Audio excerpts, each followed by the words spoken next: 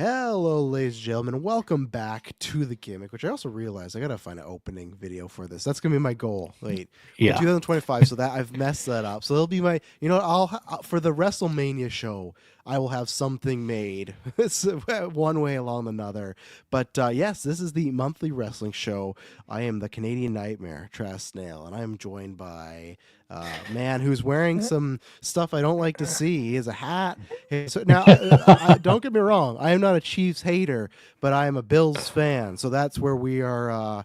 We're at a indifference coming up in the next 24 hours. So It's cold in Kansas City, and I needed a hoodie. But yes, no, I'm repping the yeah, hometown. So, repping the hometown. I'm also Kevin Owens T-shirt guy. I'm here to supply you with all the great T-shirts for all the petty that you could ever need. yeah. He needs to just have a whole line of all that sort of stuff. But do you think before I introduce the other man, do you think are Chiefs winning it? Do you think they're winning? Like not take out your fan, and of course you want them to win, but do you think it's happening tomorrow? Statistically, yes, but also statistically, it will give me a mild cardiac arrest right beforehand. Yes. That 13-second game, the famous one, I remember being in my living room and my Apple Watch going off to alert me that my heart rate was unusual. To look at. Yeah. So David might not make it to the Royal Rumble episode next weekend. We'll see. Because I'm a Bills fan, but they're not my team. My team's the Packers, which good riddance. They're gone. And then my other team is the Commanders. So I'm hoping for a good Super Bowl. But I guess This I should guess show this. you my fandom. Oh, what's he got there? Oh God! So for listeners, he's pulling up. It looks like he has a Kansas City Rey Mysterio style luchador mask. So I don't even have that. I have a. Actually, I do have one. I think I ripped, but I had a luchador Packers one. But yeah, best luck to you. Should be a good game. I will say that the game that they had a couple years ago in the AFC Championship to me is still the greatest game I've ever seen in my life. So hopefully, either way, it's a good game. But go Bills! Yep. And I'm joined by someone who also has some good live show charisma, but the man in the chair himself. Hello. Yeah, this isn't my this is my final background here. This is one of the default ones I think on here, but it worked for it links up to my other one I have. But I'll save that for when we talk AEW. For Yeah, when the it's gonna time be. is right. Yeah, Yeah. Essos has backgrounds on top of backgrounds going on right now. So I'll have to yeah, do yeah. a So at well, WrestleMania I'll do a post of every single one I've used over the whole year. there you go. WrestleMania, our year ender there. But yeah, so this one we're gonna be doing. We got lots to talk about, but probably still be more of a mini one because we're just gonna do our last draft, shuffle, shake up, whatever you want to call it. We're gonna review Saturday Night's main event, and then Royal Rumble predictions, and then the ending's just gonna be like a miscellaneous because like AW's next, what is their next show? Is it Revolution? What's the March show? I can't Yeah. remember. Yeah, Yeah. like they don't even got a card. We're just all like just waiting for to see if Darby survives Mount Everest or not. But so the back half's just gonna be a bunch of like anything we want to talk about, we'll throw out there. So a bit of a smaller show, also because we did one 2 weeks ago, and then next week we will. I think we've already said this, but if not, we're gonna do a post Rumble show. I think it's gonna be similar. So if anyone watches live, but if not, it should be on the feed the morning after. We'll be doing a post Rumble one because those are always bigger ones. We try the bigger ones to do right after the fact. So yeah, be doing that, which I can't wait to see for that draft wise to see who gets some big points there, and then anything else. But same thing next week will probably be like a more just one show base because the Royal Rumble will take up most of our news. But if anything breaks, if something happens, if AEW, I mean, I yeah, don't it know, could be hires. like we didn't do we weren't doing it yet, I think, but like if that like the CM Punk injury thing had happened, like because we didn't do Yes, a show then, but that was something like that definitely affected stuff, and we could have. So you never know what could happen, is what I'm yeah, saying. exactly. Yeah, there's always room for a quick emergency podcast. I'd look out for those because with WrestleMania season, you'll probably get. We're still doing once a month, but as like even this month, there's two. WrestleMania season will usually cause for some other stuff to get put out there. So I want to do the draft shake up first because we usually do this because this way we can talk about the whole shows and not want to hold back any cards or everything like that because there's certain things on Raw and SmackDown we'll talk about, maybe some new people. So S Bubs, can you give us the give us the current points status? Obviously, I Okay, imagine you don't have actually, tonight's for show, right? yeah, that's what I was gonna do. I was thinking of putting those in just in case anyone. I don't know if there's really that many that we have drafted, but if I have points, just so I don't confuse myself, like if someone drops one of Yeah. these people.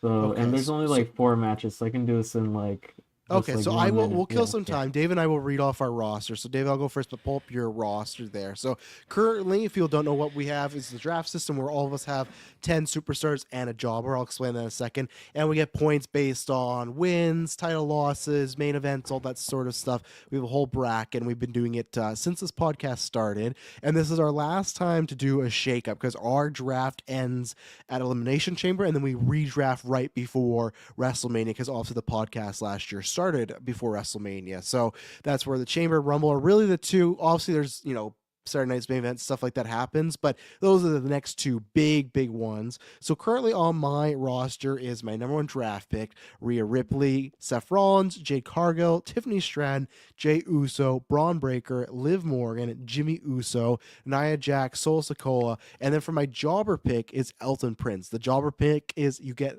points for them losing, and if they win, you get negative points. Get So it's kinda minus like 1, yeah. get the minus. So it's the reverse of that. So that's who I got. David, who do you got on your roster right now? I have the Ring General Gunther as my number one pick. I have Bianca Belair, Damian Priest, Tama Tonga, the OTC Roman Reigns, L.A. Knight, Jacob Fatu, who was incredible tonight, Finn Balor, Nakamura, Kofi Kingston, and as my jobber, I have the King of Heat himself, Dominic Mysterio. You don't get bonus points for each time Jacob Fatu does the best moonsault ever gimmick. It's just one. But okay, S-Bubs, who do you got on your team over there? Wait, I messed up my whole screen here. God damn it, man! We're live. But, We're live, pal. Yeah, Okay, we're live, wait. pal. I was gonna I've ask, saved it, are I've saved it. for the Rumble? Are we people? If we superstar main events, we get main event points. Are we throwing that out for the Rumble because there's like 30 I dudes just or 30 count it. women? It's like it's only Okay. the bonus points are only for one. So Okay, if so any all of of us- your yeah. I imagine Like we we're- established that with the Money in the Bank because we had I think Right. like everyone in the like that 6-man tag. So Yeah. it was like we're not Yeah, getting 'cause- like 120 bonus points. Or And I something kept like having Gunther go against Damian Priest, which was just easy points for me. Yeah, okay, so we'll do it that way. So we Yeah, should at least all get some main event that. Okay, bonus I points. can I hope. go over my roster here. Okay. So I have Cody Rhodes, Bronson Reed, Bailey, Alex Shelley, Sami Zayn, Johnny Gargano, Io Sky, Naomi, John Cena, Chelsea Green, and my jobber is Tozawa. Good old Tozawa. Jeez. So, I know we do this every time. Did we do a wheel every different time, or did we? We do a always wheel end that- up going in the same order. Okay, so what was? Yeah, it's the order Like of the what is it? it's me, Travis, David. Okay, so S Bubs, do you have any drops you're doing? Yeah, I'm dropping Bronson Reed because Yeah, good call. He's on injury the and he's shelf. not coming Yeah. back probably after WrestleMania. And I'm gonna drop Chelsea Green. Oh, and Tozawa also. Whoa, my Chelsea, Oh. you smell a loss coming soon? Not really. It's just like this happened to me early in the draft. When you have a lot of champions, like they get the defenses, but weekly matches Yeah. not so much. And then it's like the only thing I Big can really get is like a He doesn't like his loss. champs Yeah. wrestling. Yeah. Because that was at the start of the draft. I had like every single champion after Mania, but then I was getting like barely any points because they would only defend. I mean, I was getting like the main event points all the time, but they wouldn't defend like on TV. So that's where I lost. Like I had blank like the whole like first couple months. So that's no, why I'm makes sense. dropping Chelsea. And I can look at there was one other on that list that I was thinking of dropping, but then I was looking at the points and it's like they're very consistent here. So oh yeah, and Tozawa I'm dropping. Obviously if someone wants Tozawa, they can pick him up there. He hasn't been on TV for a bit, so I don't know. So I can't remember. Did we do that? You do a pick, or are we all doing our drops first, and then we go back to you for a pick? I think we all do our drop. Yeah, That's what I all thought, drops. So we know what's on the menu here. Okay, so it's me Yeah. next. This is tough because there's two people. I'm okay. I'm gonna drop Ellen Prince. That'll make it easy for Jobber. I might pick him up in case my Jobber gets picked again. If someone picks the Jobber I'm thinking, so then Elton Prince might get back on my board. But I'm gonna drop him. And I have two that I have no problem saying who they are. Jade, because I haven't. This is not me official. This is me just in my head going what I'm gonna do. But with Jade, I'm stuck because I know we hear like, oh, she's training and whatnot, but it's just like, how many matches is she really gonna wrestle? Is she gonna go back to the tag team scene? Like, she's just such a like an unknown variable. We'll talk about the Bianca Belair rumor later. Like, do they just do something where like Bianca stops being tag champion? It's just her and Naomi. I really don't know. So for matter of fact, I am gonna drop Jade. Same thing. If my pick that one of my picks get picked that I want, I'll just take her back, or I'll take one of your guys's. But I'll drop Jade for sure. And I'm not going to, but I almost dropped Liv Morgan just because like I'm worried post Rumble, the meme of the tag rope and everything like that. Now here's the thing where I talked myself out of it though. I still think on weekly TV she'll be wrestling and stuff like how she just randomly appeared on SmackDown this week to be in a tag, and even her and Raquel can do more like tag team. Maybe they might even be the team that beats like the Naomi Bianca Jade combo, right? Of like, hey, we want Liv to have a spotlight, because I've said this before where it doesn't matter what people feel about Liv.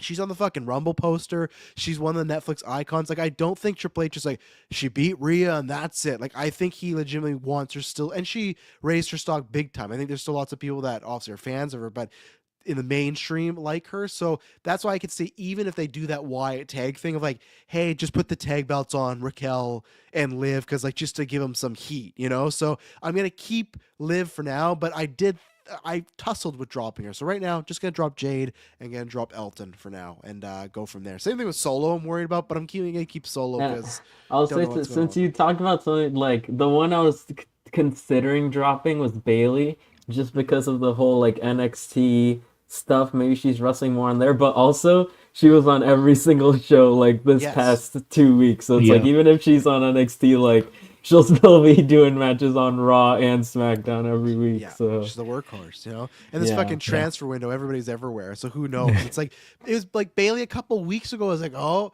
looks like she's coming Raw, and then she's like on SmackDown for like 3 weeks, didn't say anything. It's like, oh, she's officially a Raw superstar. So it's like, okay, like, can she transfer back to SmackDown? I don't know. Even like on the Saturday, that tag show with like Rhea and like all these random people. I mean, that's just Rumble season. I know, but I think that's just WrestleMania season, though, right? Yeah. Like, you could just have anybody like, hey, we need someone to fill in on SmackDown. I think that's what the transfer window is, like, just to have like a in-story excuse for what always happens. Absolutely. So, all right, David, who are you dropping, if any?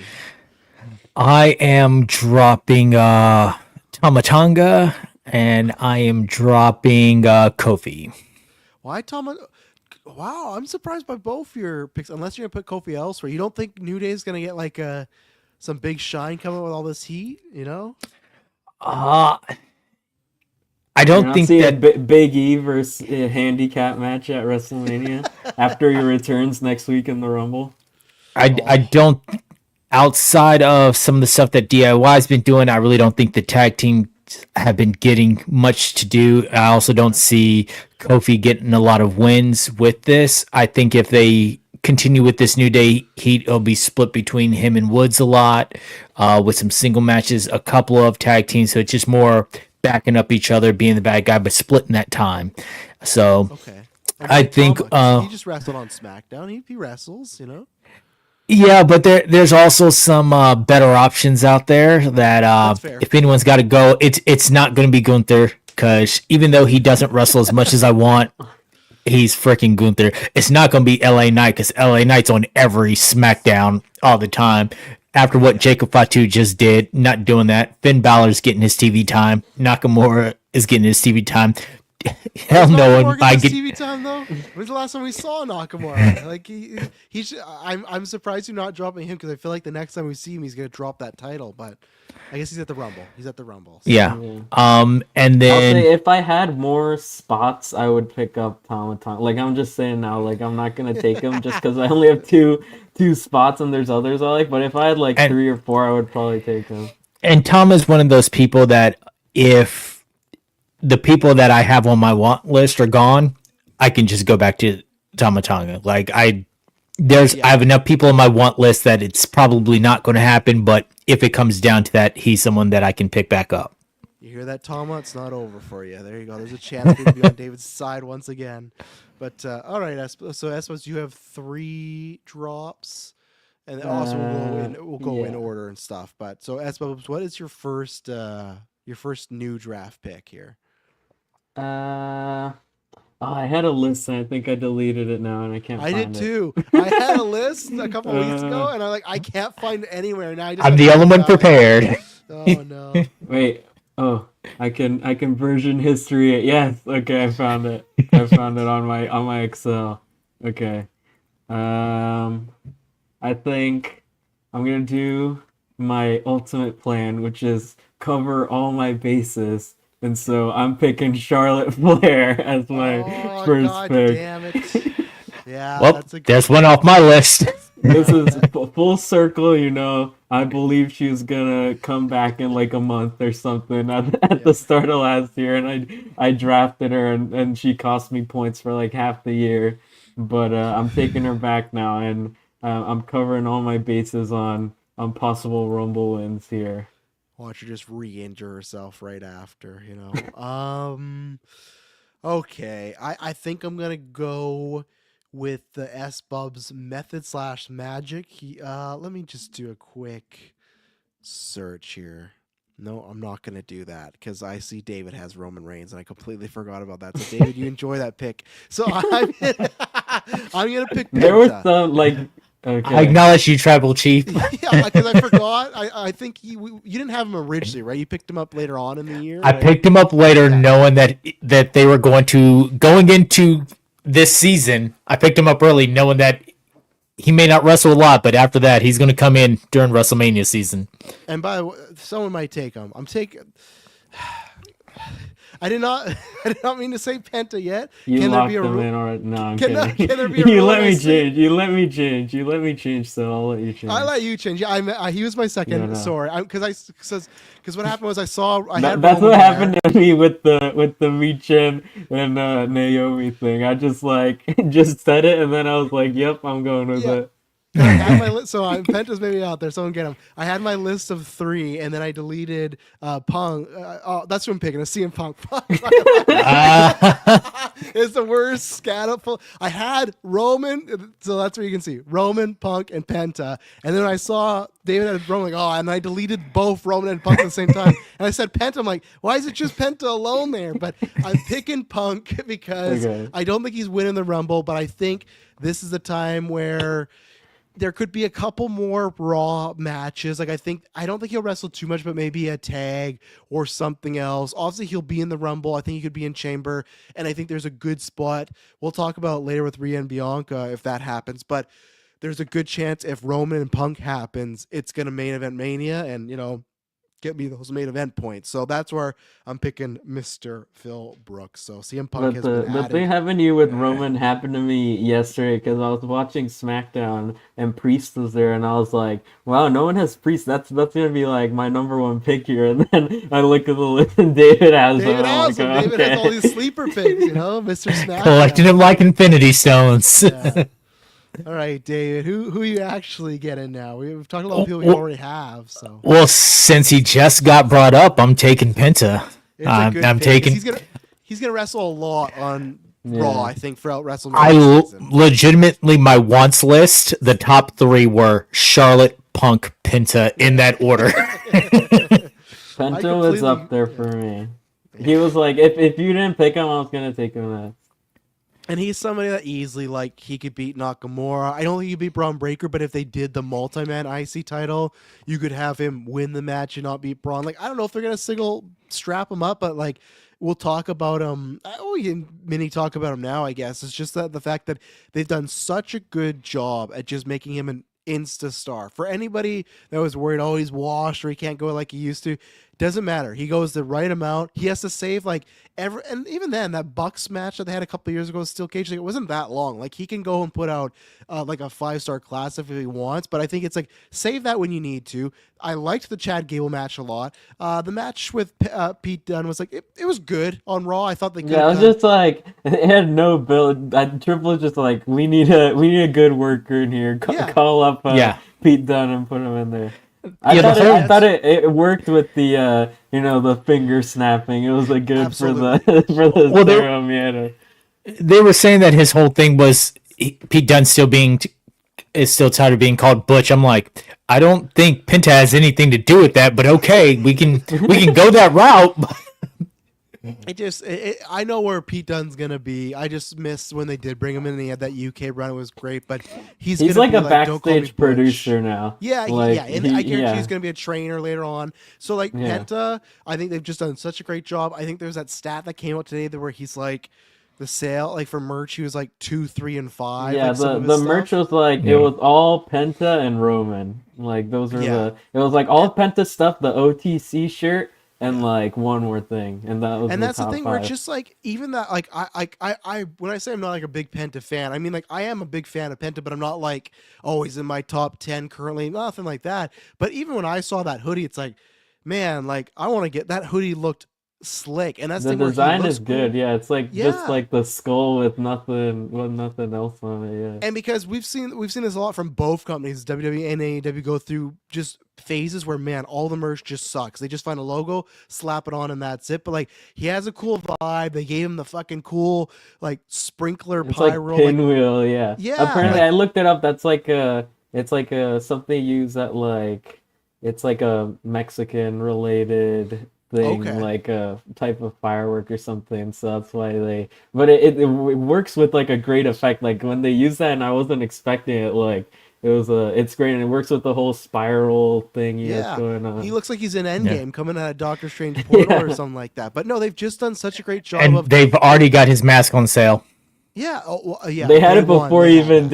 Yeah, debuted. yeah. Yeah. Day zero, But like that's the thing where it's just like WWE many times is an aura company, and they've hit that. So that's where it's like, sure, Penta might not be the best in the world or something like that, but the thing is, that's why I could legitimately, if someone were to tell me, hey, Penta's gonna win the IC title at WrestleMania, I wouldn't say it's unbelievable. I'd say, oh, I could absolutely see that, even if it's a couple month run, because it's just like And I he has think this such a shows cool like vibe going even on. with the stuff he can do, and he's getting so over, like when they bring Ray Phoenix in, it's like he's his brother Yes. and he can do even crazier moves than Penta. Yeah. It's like And like to me, this is something I want more. Like AW, they do, but that's where it's like more in WWE as far as that first promo he cut after the match.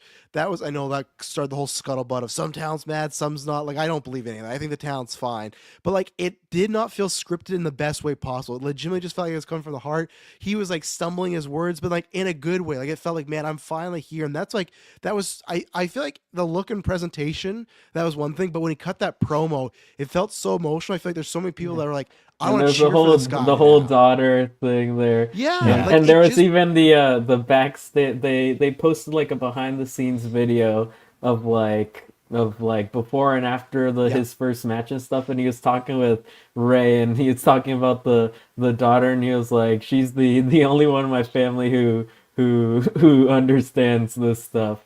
And apparently, yeah, she's like, since she was like a kid, she's want to be like a wrestler, and there's photos of her like in the full like outfit and mask with the yeah. When they makeup did like on. Yeah. Joker So things and stuff like yeah. that. Yeah, so I just think they did a great job of just like I won't say uber babyface, but uber mini babyface, and I'm excited to see where they do. So like, but like back to your pick at least there, like I think he's gonna be working a lot, and I think I hope that I'm glad that they didn't pair him with Ray right away, and I hope there is some sort of multi man. I would prefer the U.S. title because I would like Braun to maybe have a solos match because we'll talk about Braun later. He just keeps killing it. But like Penta, man, like he should get a WrestleMania entrance, not a fucking SmackDown WrestleMania. Don't give me that bullshit. Like he's doing good stuff right now. So Okay, so Yeah. back to so me that's now, and I'm happy no one took him because I dropped him like before, or not today, but in the past, and it's like I kind of want him back, so I'm taking Drew. I'm taking Drew McIntyre We back have again. literally gone my 1 through 4 of my wish list. I forgot about Drew McIntyre. I literally forgot about him. So you dropped him, eh? I dropped him Okay. because there was the whole thing, he was supposed to be gone for a while, and then like literally the week after we did the show, he came back early and was just back because of the whole Bronson Reed injury. Like it was supposed to be like he was supposed to continue like have a feud with Seth and Sammy and stuff, but he was injured, so they just brought back Drew like I think it was like literally right after Survivor Series. So yeah, I'm Yeah, taking back no. my boy Drew, and he's That's a definitely good gonna one. be he's every week he's gonna do tags when He's they're got in that Aleister Europe. Black match Yeah. coming up at Mania, right? That's Damian Malachi Yeah. U.S. title match right there. Okay. So I have someone I'd like to drop and pick, but I'm not going to do that in the honor of being honorable until everyone's picked, because I imagine someone might have him, but I forgot about him. So I'm just going to go with my jobber for now. Like I said, drop down Prince. I'm going to get JD McDonough in there, because I know him and Dom, they're not winning those tag title matches. And I just feel like at least he's a little more active. Like Ellen Prince, I think I got like a couple losses at least recently, but You he was in got my since like week 26. I don't remember when that was, but like maybe like 20 weeks. In 20 weeks, you've gotten 4 points from Elton Prince. Yeah. And I felt like last year before we did the draft, they were on SmackDown or just losing a lot more. I don't know. So I'm going to pick JD because I feel like he'll lose with Dom coming up. I know he's going to lose in the Rumble. So that's like a easy point for me there. And I don't know which direction they're going. I feel like they might try to break up the Judgment Day again. And I feel like if that he'll happens, just stick with Finn. Yeah, well, 'cause that he's or like I could Finn's see him and guy. Finn doing a mini program, like as like he trained him, and because I just feel like That's remember the those SmackDown before WrestleMania right there. That's absolutely. your But main remember event. there were those rumors of like, oh, WWE in 2025 they're very serious about pushing Finn Balor. You can't. To me, he is dead as Triple a H baby, was thinking as a that heel. until he saw he could get Malachi back, and he's like, "Yep, Finn, sorry, Malachi's winning the title off Cody." Finn as a heel is DOA. He's lost to everybody. He's not won anything big. It's over. You need to turn him face and make him the demon right away, and that'll make everyone forget it. Like how come Finn's not seeing these Penta sales being like, "Fuck, I should be making the money." Like that's where they should turn him back. And I think if you turn him back, he has a couple matches with Dom, couple matches with Finn, or a couple matches with JD, and then maybe down the line you can tease like the original 3 of like Finn, Damian, and Rhea getting back at some point, like way down the line. But I'm gonna pick JD. Just I think he'll It'll be be on Raw like to lose. the new every 3-year Shield reunion will Absolutely, be Judgment yeah, Day SummerSlam, reunion. right? And like I could see JD, he's like another good like Penta person to put over, right? I could easily see like him calling him out. They already Chad gave him the whole like. I think luchador Kaiser is thing. the next Yeah. Penta match, which also leads like Penta Gunther in the future, which that should be good. There's your chamber match. See what happens there. But yeah, so I'm picking JD in the jobber spot. So David, it goes to you. All right. So I am the person that I dropped in order to add Kofi. I'm going back to. So I'm going to go Kevin Owens. That's what I was thinking. Yeah, good pick. Yeah. He's He on my getting some list as stuff. a possible one there. Now, for the record books, I will say we're not going to count him losing the Rumble as a title loss. Not an official recognized WWE Championship. So don't worry. Oh, David. no. When he Yeah. loses the Wing Eagle belt, we won't ding you on that. Yeah. So, yeah, he'll be in a bunch of stuff. I could also see him being a guy that he's gonna do the classic spot where they'll lose the ladder match, but then he'll still be in like the men's rumble later on somehow. And Yeah. screw Sammy. He'll be involved with the I think Elimination he'll- Chamber I and would say everything he else. might, if Sammy doesn't help him win the Yeah. ladder match, then he'll come and eliminate Sammy, or like package pile drive Sammy in the Rumble or something like that. Yeah, which like I love it because I saw there, which we'll talk about pushes later of online versus real life. I love that people are trying to push for KO to beat Kevin and get Sammy and KO Mania. It ain't happening. I do agree with people that Cody and Cena like doesn't need the title. That is like a legend versus legend sort of deal match. I get it, but I just don't see that happening. The indie wet dream is not happening at Yeah, Mania. like it's great. I understand it, and it's great that we're gonna likely get that again and on a bigger stage this time, more time. But that's not happening. People, you gotta like once Cena and Cody happens, then you can talk about Cody losing. But I don't think he's losing in a Rumble here. So. You know what? They probably wouldn't do it just so Tony Khan can't tweet out old Ring of Honor footage during this, because you know he would start promoting Honor Club and The tweeting out best old of Ring of El Generico Yes. and everything. Yeah. I saw TNA to themselves because they Yep. during Impact they posted a Nathan Frazier in TNA match. That's good. All right, S Bubs. Okay, so the only spot I have left is my jobber here. So I'm going with someone, and I'm picking Zoe Stark of Oh, the okay. famed Pure Fusion Collective. The God, that's such a fame. horrible name. Yeah. At least she's got a good drop kick though, so that's good. But jeez, okay, that's fair. Yeah, they're gonna just keep on losing. That's just that's a bathroom break sort of team, and I don't mean because they're women. I just mean that team like Braun Strowman for me is a bathroom break. Like that's a team that's like, man, I just don't care. But all right, so I'm out of drop stuff and everything. And then David, did he have one more that he has to pick here? No, Nope, he that has was it for me. everything. All right, I suppose. Do you have the updated total then? Yes. Okay. Okay. So I'll start with David. David has 429 normal points with 300 and oh wait, 339 bonus points. Okay. Travis has 550 normal points with 299 bonus points. Okay. And I have 482 normal points with 448 bonus points.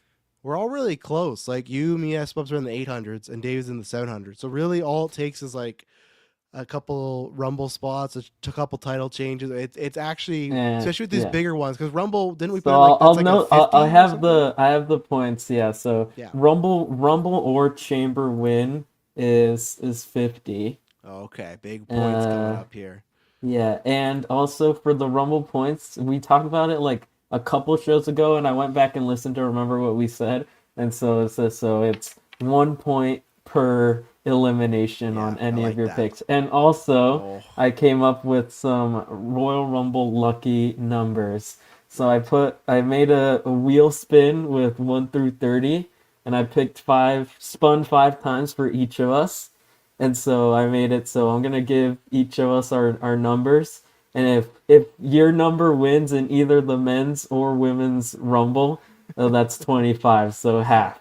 So it doesn't have to be someone you even drafted, but yeah, if one of I them like it. wins from that position, and I made five, so it's not like it's guaranteed that someone's gonna get the points, because maybe like in one of those, there's 15 spots that none of us have that maybe someone Yes, wins yeah. from, and then we just don't get it.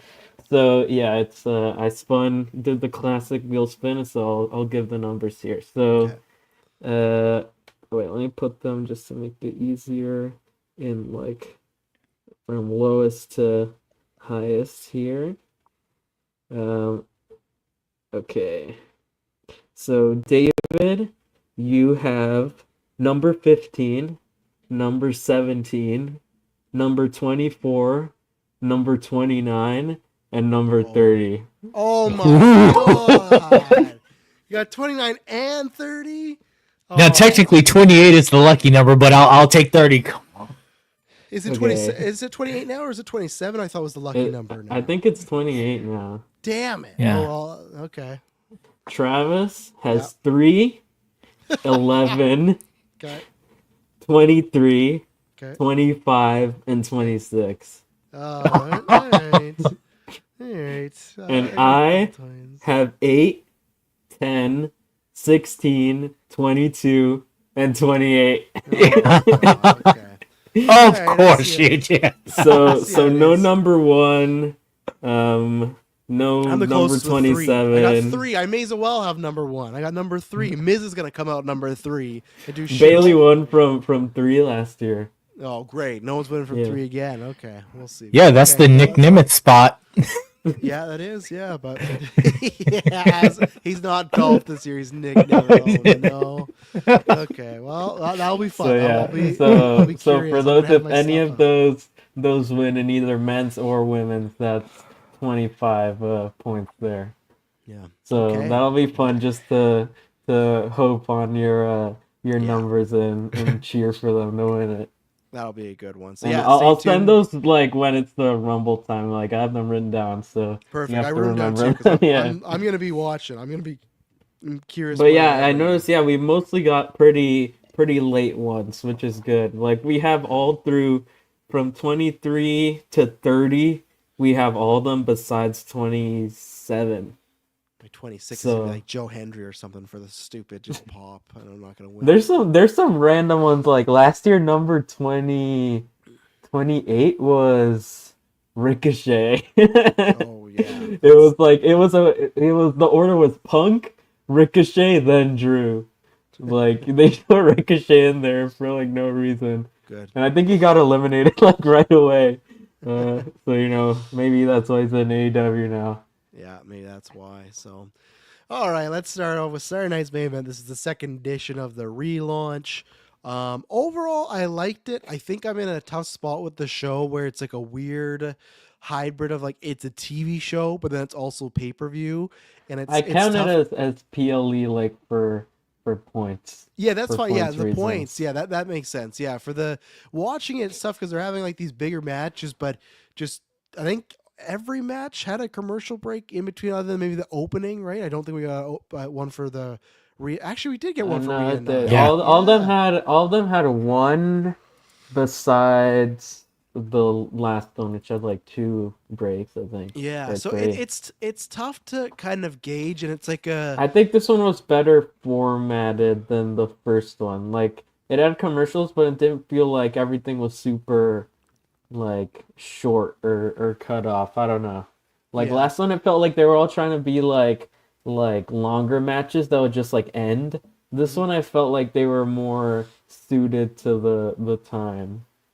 Yeah, and for me, it's tough when you got like I know we got to go back to Jesse, but like I don't know. Like I don't know if I need Jesse here. I get why they do it, but it's just they go up there and he says some stuff that they've piped him in and everything like that. Absolutely loved what happened in the Sheamus Braun match, but yeah, overall, like I liked the show, but I don't think it's a show I'm gonna remember in 6 months from now. It's sometimes what it reminds me of. It feels like a bigger house show where you'll get like all these big matches, but nothing's gonna happen. And now it's different with Chelsea Green winning last time because that was like a first title, right?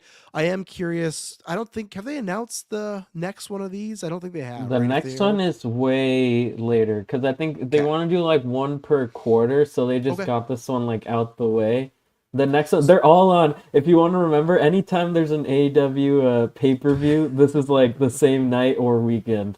Like okay. There you they go. put it at the same. Like I think like next one is Right, I around like remember. Double or Nothing, Yes, and it then the is. one Yeah. after that is the same time as All In.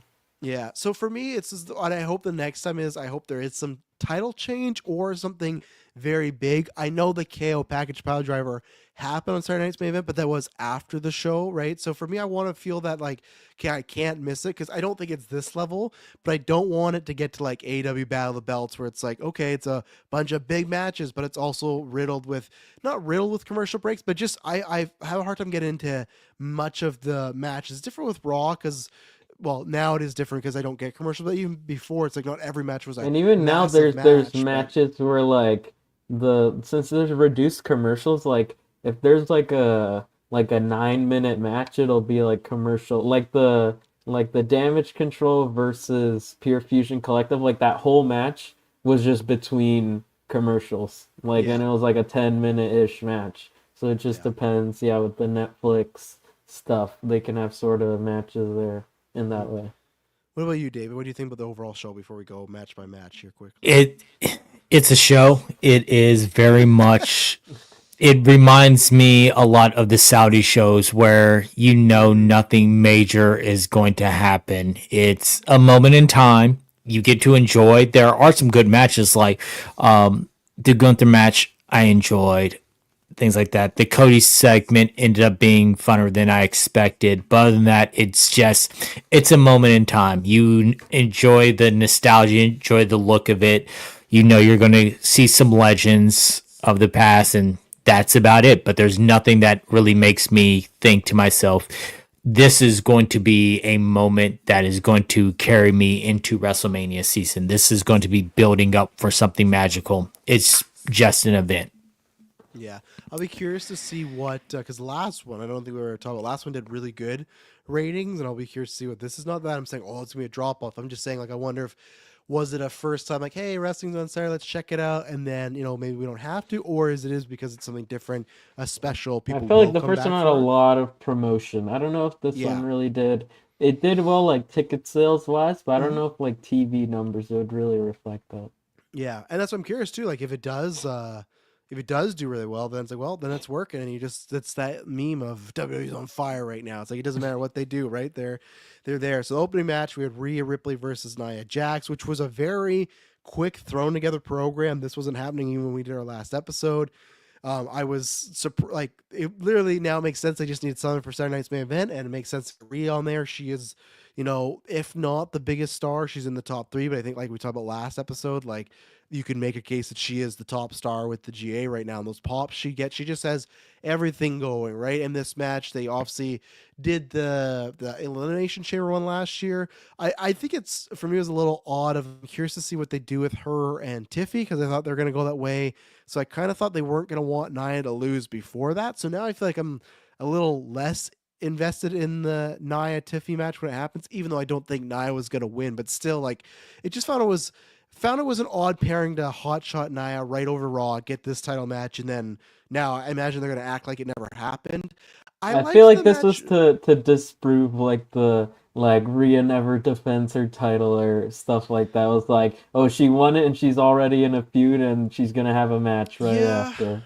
And I guess that's the problem too of like on Raw, what heels would you have? Like PFC, like nothing's there. Like I don't like and then you can't run her and Liv back for a while. Like who else is on the Raw side that's a heel that you can use right now? That would be like a contender. Obviously they're saving Becky, I think, for the Rumble, right? So it's just like I don't know. On I like the Raw. Raw needs some really top heels. I think we talked about this last episode. I hope when Asuka gets back, they should have her as a heel, or maybe flip Dakota, like somebody. Like, I don't know. It's just like I don't know who Rhea. So that's why I guess they had Nia. And I liked the match. I think more on the minority side of liking it a little less than everybody else. I guess I get why people like the energy. It reminded me of like Seth and Drew from Mania and Monet and Mina from Wrestle Dynasty, where it's like starts off very fast paced. They're fighting. They're not like finisher spamming, but lots of big move spamming. That's the psychology of like it's fast and furious.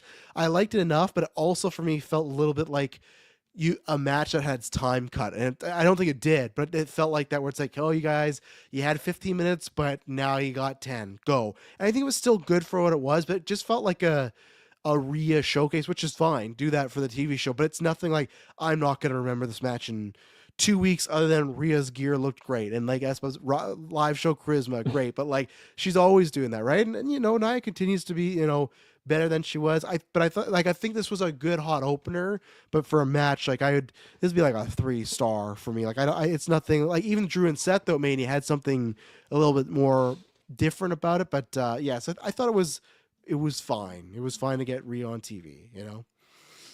Yes, same here. It was a match. You got the pop. You started out with it knowing that Rhea was going to make the crowd erupt. That was great, but yeah, they just needed someone to fill that void. Because I'm looking at the women's roster right now, and I'm looking at Raw. There's not any true contenders against Rhea right now, especially since you just gave Lyra Valkyria the Intercontinental Championships. Other than Liv Morgan and Io Sky, I don't think you really have anyone who screams that I can be a contender.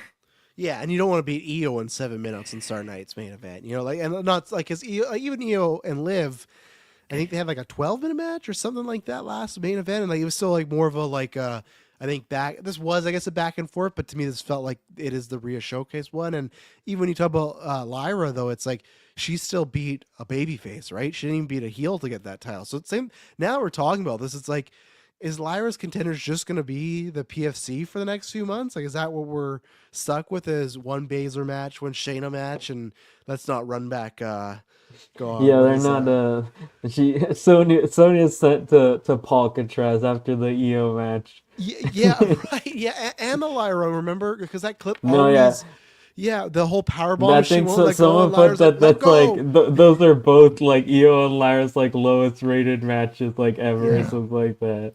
So I think after WrestleMania, you got to do a bunch of shakeups, or you have to start flipping some either shakeups, flipping some people like a You gotta Bailey to call up heel, or call 25 ups. people from NXT. Yeah. Yeah, you got to call some people up. Like I'm it gonna is raid tough. NXT again. Yeah, because even if like whether it's Io or Bianca, which we'll probably talk about now after Espab's thoughts, it's like both as of right now, Io and Bianca are baby faces, right? So even if they beat Rhea at WrestleMania, what are they doing on Raw? Like who do they have to fight? That's why maybe we're gonna get a heel Io or a heel Bianca, but I don't think they should turn either of them really, because like they're both hot with the I thought crowd. to So say like like Triple H had just been waiting for the perfect moment for people to accept face versus face matches, because that's what this whole Mania is gonna be. If you're doing like Roman Punk, really, Cody yeah, Cena, like Rhea, Rhea Io or versus Io Bianca, or yeah. Bianca, like he was just waiting for the time, slowly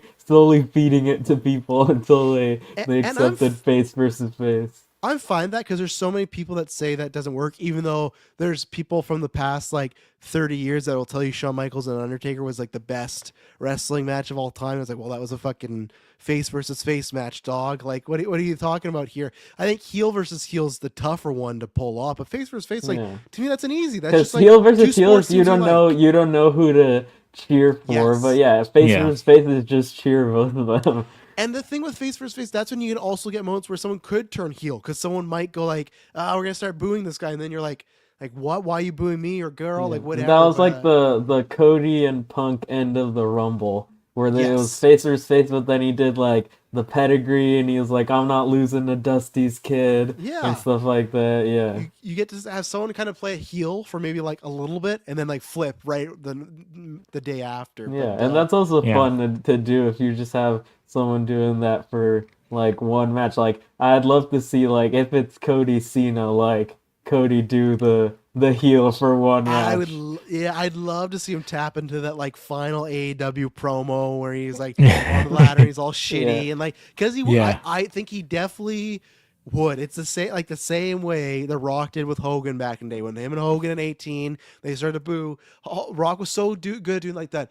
The little neck twinges, like look like he looked like bug eye. Like what do you mean? Like, Yeah. and I think Cody would nail that because I do think people are gonna pick Cena because it's like a bit more nostalgic, right? It's the last time, so I think if you tell me percentage wise, I could see it going like 60-70 Cena and Cody gets to do that stuff. And then either they can like, oh, whatever was in the moment, man, you're the best, or fuck, who knows, maybe Raw Go after low Yeah. Mania. blow after Yeah, the low match. blow and the hug, like who knows? But Espo, what do you think about Rhea and I? I think you were more positive on it than me and David. No, yeah, I thought it was a really fun match, just like a fast-paced sprint, which I always like. Like you were talking about Drew and Seth from me. Like I do like those Yeah. finisher spam type matches a lot. You And would have yeah, I loved the thought this Brock was Lesnar WWE title era S-Bubs. That was every fucking match this man wrestled. They did it once. They did it once with him and Cena at I know the WrestleMania. the one people like is the Goldberg It's Brock the one, Goldberg one. right? I was Yeah. there live because everyone was ready to show the match and they did it. And everyone's like, wow, that was so much fun.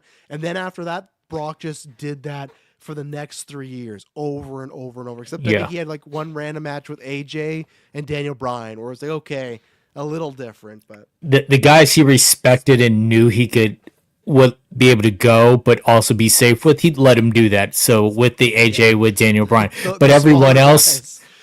everyone else, it was just hit R2.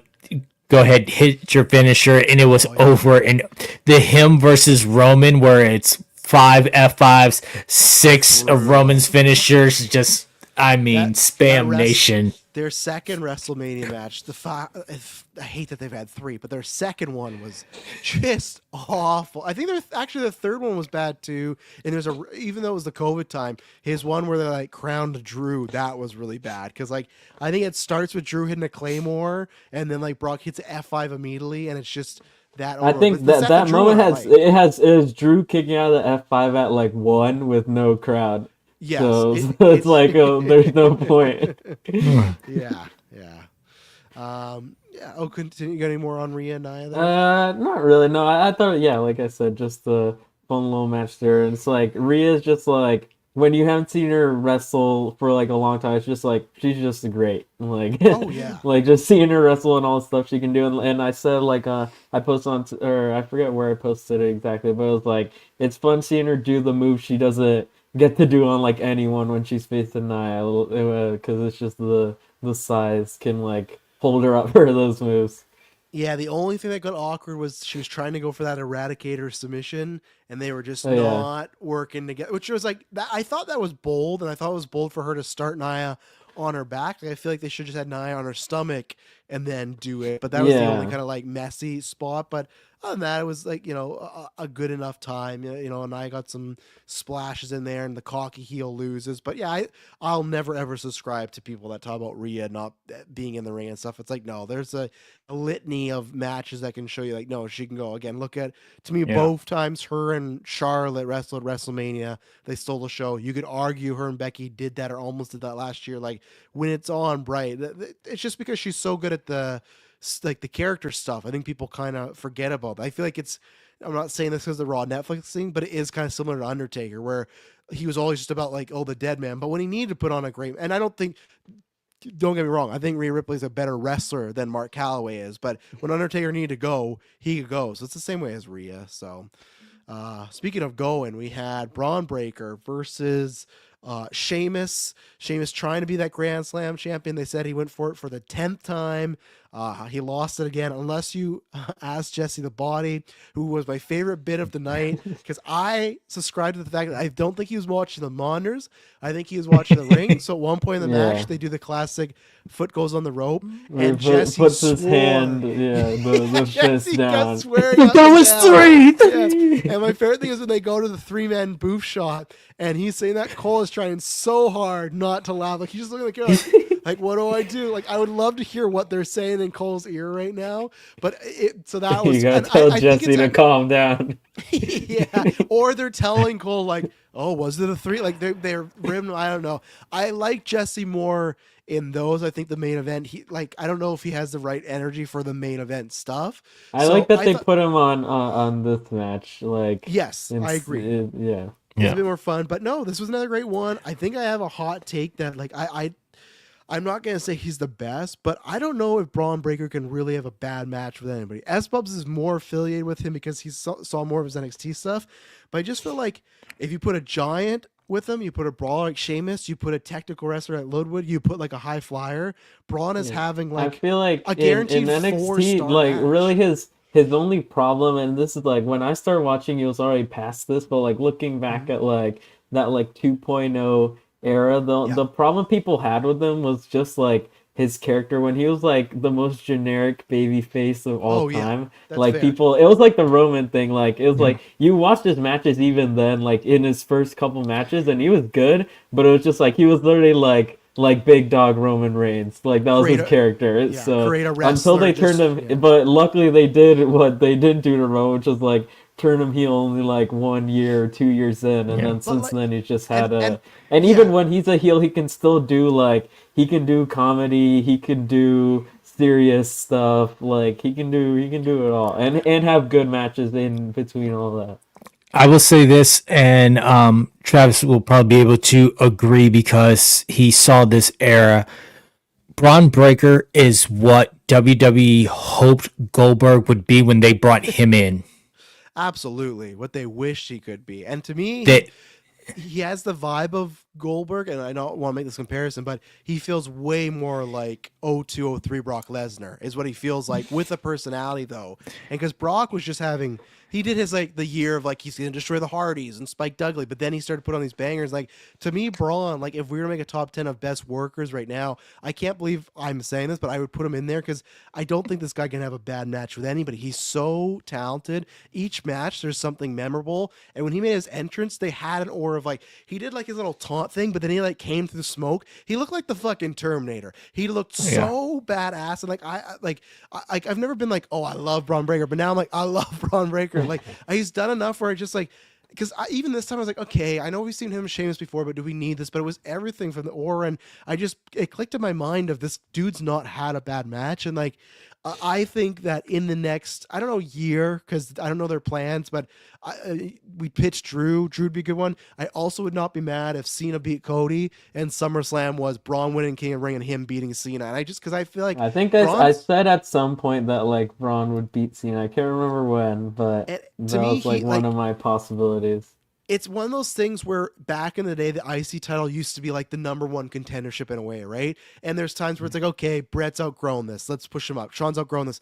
I think we're only a couple months away from Braun already feeling like he's outgrown the IC title. Like, he needs to be with the big boys now. And he's just like, he's fucking so good. And this match I thought was tons of fun. That spear, Sheamus jumping off the steps, hitting the spear. His spears are always so good. Like, every match has a memorable spear from Braun Breaker. Like, he's Survivor Series had him spearing Ludwig out of the, like, he speared him with such impact that he went flying out through the ropes to the outside at Survivor Series. Yeah, and he's like you talk about, he's found his character with the dogs. He's a perfect, like, the badass, the tweener. Like, he doesn't have to say much. He's like, and it's also like a rare, like, just he is fully a tweener. Like, he can be a face or a heel for any feud. And his promo style's easy. He just goes there, says he's a badass. He has his, what is it? Is it math, or what's his acronym he has now? I can't remember. It's something where it's on his shirts now, but it's something like great fortitude and But like, I don't remember. I just remember the dogs barking stuff. Yeah, all he has to say is Cleveland, where my dog's at, and then they bark, and he's over. It's not Jey Uso's levels, of course, but I think when he gets to top, it could be that. I can see in the future him throwing every punch and there being like the roof, like he's got all of it. And I thought this was like a good. For me, this is like a 4-star. I think with a little more time and maybe the commercials. I feel like this is a perfect combination, because also, like, in my opinion, Sheamus, like, recently is also one of those, like, doesn't have bad matches. Yeah. Like, I feel like you put him and Braun, like, they just both have that hard hitting style that just works perfectly.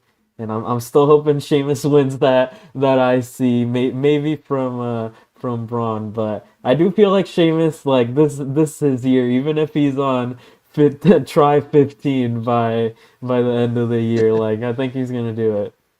Okay, especially if they do like if they do an Ireland, if they announce like a Clash at the Castle Ireland, like, he's winning it. This is what the thing is.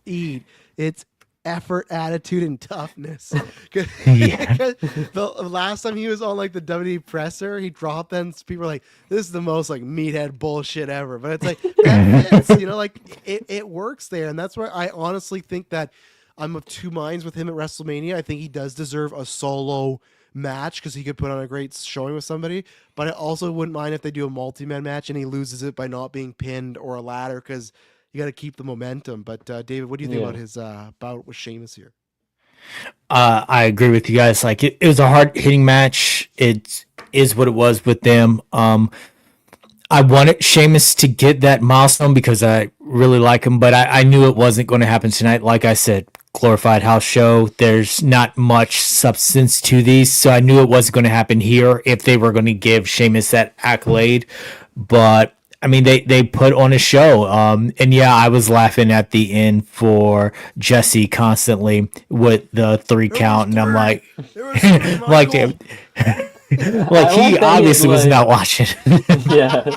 I mean, he definitely was watching, just not how the commentators are supposed to watch. I feel like he was arguing with whoever's in his headset saying, no, it was 2.5. And he's like, no, it's 3. It's 3. And in his headset, they're like, it's 2.5. It's 3. God damn it. Did you see Sheamus's Twitter? He posted a picture of him and Jesse together, and they're like looking sad. And it was robbed. Like, so I'm happy about that, and I hope he makes that joke. Like, well, Jesse Ventura thinks I should have won it, but yeah. So good showing here. I hope that Braun can actually get on Raw now, and he's done sitting in the fucking crowd for Raw Netflix. Like, give this man someone just to fucking make a moment with. But after this, we got the contract signing. I don't have much to say here other than, one, he said it, but man, Shawn Michaels was legit super sweaty. When he took off that jacket, he was wet with I thought it was like a shirt design at first, but no. So kudos. I to him mean, for he was standing dancing out that there. whole commercial break. It seems so God. he was just out there. So one, there's that. Two, I love that I said this in the Discord. They tried to make Sean like the bad guy in Force. Like, you two better sit down. He's like, okay. It's like this would work if this was like Stone Cold in there, but Sean was never the like he's the badass who's gonna fuck you up. Like he was the stylist, the wrestler guy who could like find it within himself. So that was kind of funny. I thought this was good. I actually kind of liked that Kevin was making his points and Cody like stopped him again in a way where if Kevin talks too long, he will make it sound like Cody is the heel in the scenario, so you got to stop that. But I think this is good. I think it does need to end at Rumble, which it's going to. I think they're going to have a really good ladder match. Like I hate to say, I feel like they're gonna do the ladder bridge you think spot. so? They have to. Oh yeah, it's KO. He's doing it. Cody will take it and he'll no sell it and hit the crossroads and This climb close up to and Mania, win. though? Do we want to have the QB taking that bump? I don't know. I would love it if they reversed and somehow Cody did it to him. I'd love it. That Yeah. would be the end of the Yeah. match right there. Because, if KO gets a stinger, it's just him and Sammy Mania, but we can't let him hurt Cena there. But no, this, And like, KO's all probably this- already done it like 15 times. Yeah, his body Yeah. is ready. So, but no, I this is a good setup. I think I'm not at the point where I'm over it, but I think Rumble's the perfect point to end this story and move along. And I But hope think it does lead to a new championship design. I mean, I feel like Yes. it has to. Yeah. I hope so. And my last point is I think the type of ladder match they're gonna have is a Chris Jericho, Chris Benoit. I hate to say it, but it was fantastic. And a Chris Jericho, Shawn Michaels type of ladder match. Even also Triple H and Rock, where I think it's gonna be way more. You'll get a high spot like that, but way more psychology and way more about the ladder and using it as a weapon instead of high spot, lay down high spot. I think it's gonna be a lot of kind of torture spots. So I think they're gonna have a They really specifically good noted ladder that match. in the rules, those like ladders are allowed to be used as weapons in this match. Yeah. So yeah, I think it's gonna be a good one. My only thing about this, the overall promos was great. Cody coming with the fire, Shawn Michaels telling KO's like, yeah, you sound jealous. My only thing against this is the ending shot of them hoisting the two belts. You still have, all right, so you're in San Antonio right now. You have Raw in Atlanta, NXT in Atlanta, and then you go to Indianapolis for Friday. Why are you hoisting this in the rafters in Texas when you have the pay-per-view in Indianapolis? That part did not make sense. If he were to say hand over the belts to the officials so that they can be ready for the pay-per-view, I would have understood that rather than you hoisting them and then only taking them about 8.5, 9 feet in the air. Like that wasn't even, you didn't even take them as high as a basketball goal. Like I could have reached up and got that. And that's all you did with them. And when Cody is on Raw, is he not going to have the title then? Like, he's on Raw on Monday, so is he just I guess beltless, not. I guess, so. Yeah, so that's my only gripe against it. Other than that, like the back and forth was great, but yeah, the whole hoisting them into the rafters, I'm like, this isn't even in the same building. You guys should save this for SmackDown when you're at least in the same town. Yeah, no, that's a good point there. I suppose anything on the contract signing?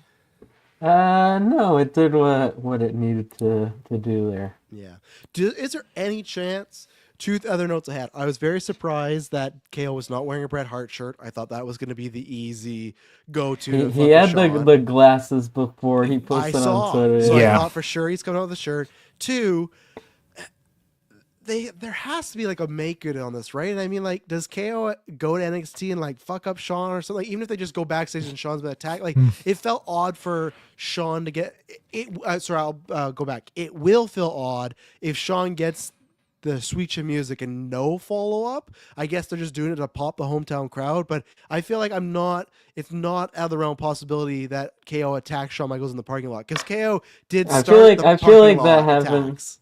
I feel like that could happen, yeah. And then you have like someone defend Sean's honor, which they kind of already did in NXT a few years ago with like the whole John. It was like there's a whole story with like Grayson Waller and he kept like Right. annoying Shawn And Michaels, and Gargano it was got like, drafted yeah, I was in. like, we're Yeah. gonna have a match at Stand and Deliver, and he's like, and Shawn Michaels like, there's only one person who loves NXT more than me, and it was Gargano. So I feel like they could do, yeah, a KO show up on NXT, have him laid out in the parking lot, and then someone you could have someone fight KO, I guess.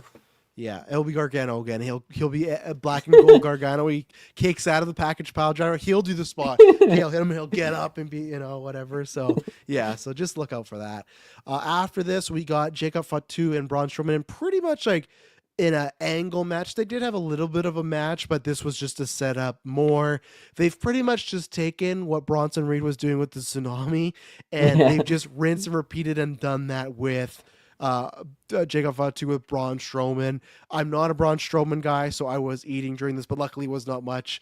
It was a DQ finish, so I guess there's going to be a Raw or I guess a SmackDown main event in the future, probably of Last Monster Standing or a street fight or no holds barred, something with these two, and Fatu can get the win there. But yeah, I wonder how Braun Strowman feels because he keeps getting used to be bitched out by the big guys. Like he's the smaller big guy. Like Bronson Reed took him out, and now Jacob Fatu's taking him out. And my only notice on the camera side, I would have had them shot Jacob Fatu hitting Braun Strowman from the back each time because a couple times they were way too close, and Braun was ducking Yeah, those it's like things he like a definitely wasn't motherfucker. in Yeah. him. Yeah. He wasn't him at all, and then they're like, his nose is Yeah. broke. I'm like, okay, either stop showing this, or someone tell Braun like, hey, next time you just got to take it. Like it sucks, but so it kind of took me out of it. Again, I just also don't think Braun Strowman's a good wrestler, so that's probably part of it. But it did what it needed to. The point was, it made me worry of man. I know what they're trying to do here with Jacob, the monster heel thing.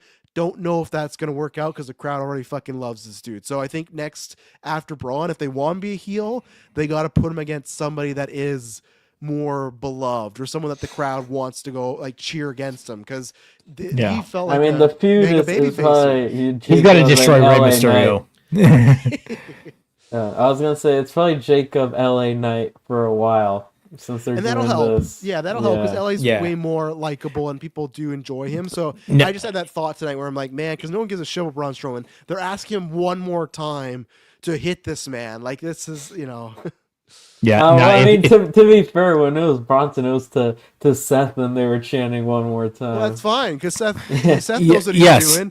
Do you think they'd be channeling out of CM Punk? I don't think so. Maybe I'm wrong. Maybe no, it's got to be the ultimate. It's got to be Ray. It's got to be somebody who is so beloved that you leaving him in a pile of blood, and that's one of my critiques of it is so they did the blood spot. It's obvious how they did the blood spot with the sharp camera cutaway before they get back to him, and now he's drenched with blood coming out of his mouth. I feel like they should have maybe done that earlier after like the fifth or sixth running slam. Then cut to Jacob. He does 3 or 4 more as the blood starts to come out instead of just this random, okay, he's done 10. Now we're just going to fast cut and you're covered in blood. That part of it just cinematically, I was like, it took me out of it a little bit, especially since they weren't connecting that well. Maybe if he had done 5, then Braun bit down on whatever blood capsule he had and slowly got bloodier with the other 5 rather than just this sharp, okay, now we're going to do a tight shot and then go back to him bleeding. Yeah, I do want the experiment of them do it to Ray or Cody or Punk and see if the crowd chants one more time to really see are they bloodthirsty? Because the thing with Seth, like Seth's not beloved. People might like him, but he's not beloved. Yeah.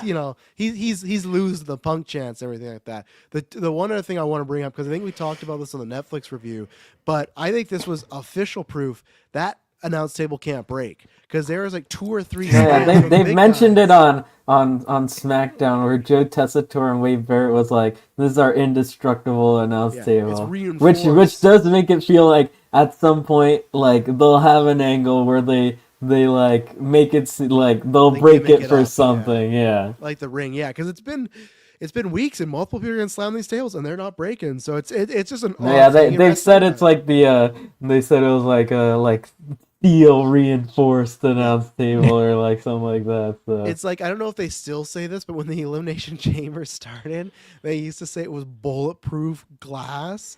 So then they'd have like Goldberg like kick through and like, oh my god, he just broke through the bulletproof glass.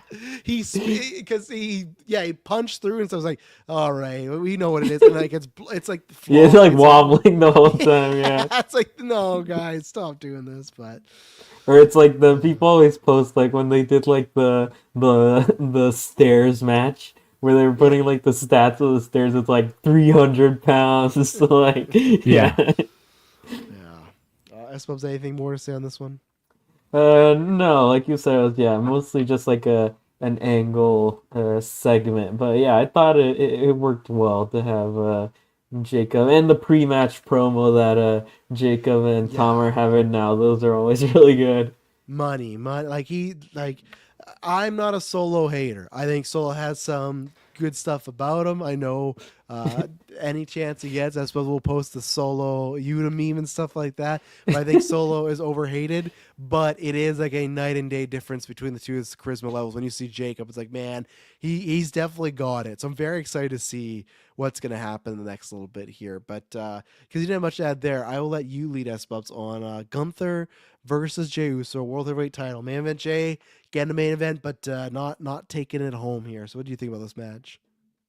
Yeah, I thought it was good. Jay and Gunther have had good matches before, great matches before. I've probably brought up a few times they had an Intercontinental Championship match like around probably this same time of year last year, because that was when Jimmy cost them to set up the WrestleMania match, and that one was really good with some really good near falls in that one. And I think it's the same idea here. You have just like this top baby face of the crowd just really, really wants to win. And like even though he's not, it's just the perfect main event there to get the people really into it. Yeah. David, any thoughts? Yeah. Again, predictable with the ending, but I will always love main event Jey Uso being in the main event and his crowd entrance and everything else. Hard fought match against Gunther. It was one of those things where it kind of reminded me of some of the Sammy matches where it was like, I'm beating you, but I'm also respecting the game that you're giving in, but I am about to just totally beat the hell out of you. I do like that right before the match, you know, how they have the warm ups and they're with the weights or they're with the bands and they're either lifting and doing bicep curls. He was doing chops with the bands to warm up. That was just perfect for me. But other than that, yeah, it was a good match, predictable ending because we all know Gunther's gonna reign for that thing. Yeah, If he I felt like there was no reason for Jay to win here. And none, like, yeah. Gunther's got to carry it through the Royal Rumble. If he does lose it, it's going to be on one of the big pay-per-views. It's either going to be on Rumble, WrestleMania, or SummerSlam. He's not losing it in a random Saturday night PLE. I agree for the most part. There was part of me that thought Jay could win. Overall, I said no, it was not going to happen. One, I thought Gunther just when his entrance looked shoot pissed, so I was like, did he get some news? Like, sorry, brother, like, because I could see Change in of my plans. mind- well, because in my mind, I'm playing it out where I remember what people said, and I feel like it comes up all the time with Dragunov, right? Where when they did King of the Ring or whatever it was it King of the Ring or IC title? They had a match, and I can't remember what it was for, but it was like, oh, well, clearly Him and this is like a Dragunov big... on main roster haven't had a match yet. Yeah, they have. On Him main and Jay. roster? Him and Jay. Oh, Jay, yes. Yeah. I was thinking So- Gunther. Yeah, when that happened, because I remember everybody was like, well, this is clearly Dragunov's going to win. Big showcase, da-da-da-da. And Jay beat him. And that was the first time I was like, oh, like, that's a little surprising. And to me, a couple weeks ago, when they did the Raw Netflix thing and it's Travis Scott and they got the drone, there's that shot. I do not think it's out of the realm of possibility at one point. So I was like, think we gotta like belt him up. Now he's already over, but still, I could just see like to me, Jey Uso is so popular that I feel like at any point I could see there being a Vinceism and them being like, you know what, fuck it, let's just put on Jay because I mean, they like gave him the IC and he lost it like 2 weeks later, and it didn't affect how so over he was. that's what I was thinking is for a second I thought, what if he wins it here and they do like a quick Rumble rematch and he gets it back, like Gunther gets it back. Like I could see because I feel they do have to cash in on Jay being this popular at some point. Like I guess you can always just be popular and that's fine, but I feel like at some point he's got to win the top belt. I do think that he would have it for a month. Like I think he's fine to be a transitional champion. Like same way Jeff Hardy had it for a month.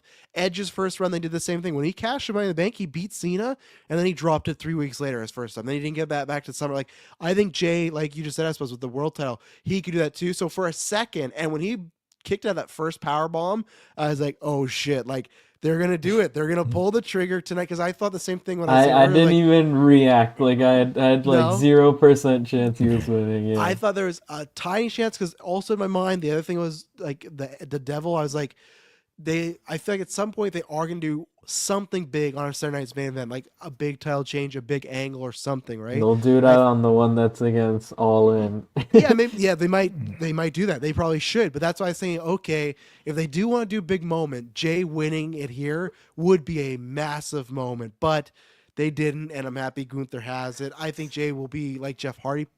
That's what he reminds me of, is Jeff Hardy popular, where he's just gonna be over for the sake of being over. But I am curious where he goes from here. I hope it's not like him and Braun at WrestleMania. You know, like I hope it's something else. Like I don't know if it's just gonna be like a Usos bloodline sort of deal. I don't know what they're gonna do, but you know, they gotta have him on the card just for that entrance. You know, like he has to be there. So, all right, let's do Rumble predictions here. So we already talked about Cody and KO.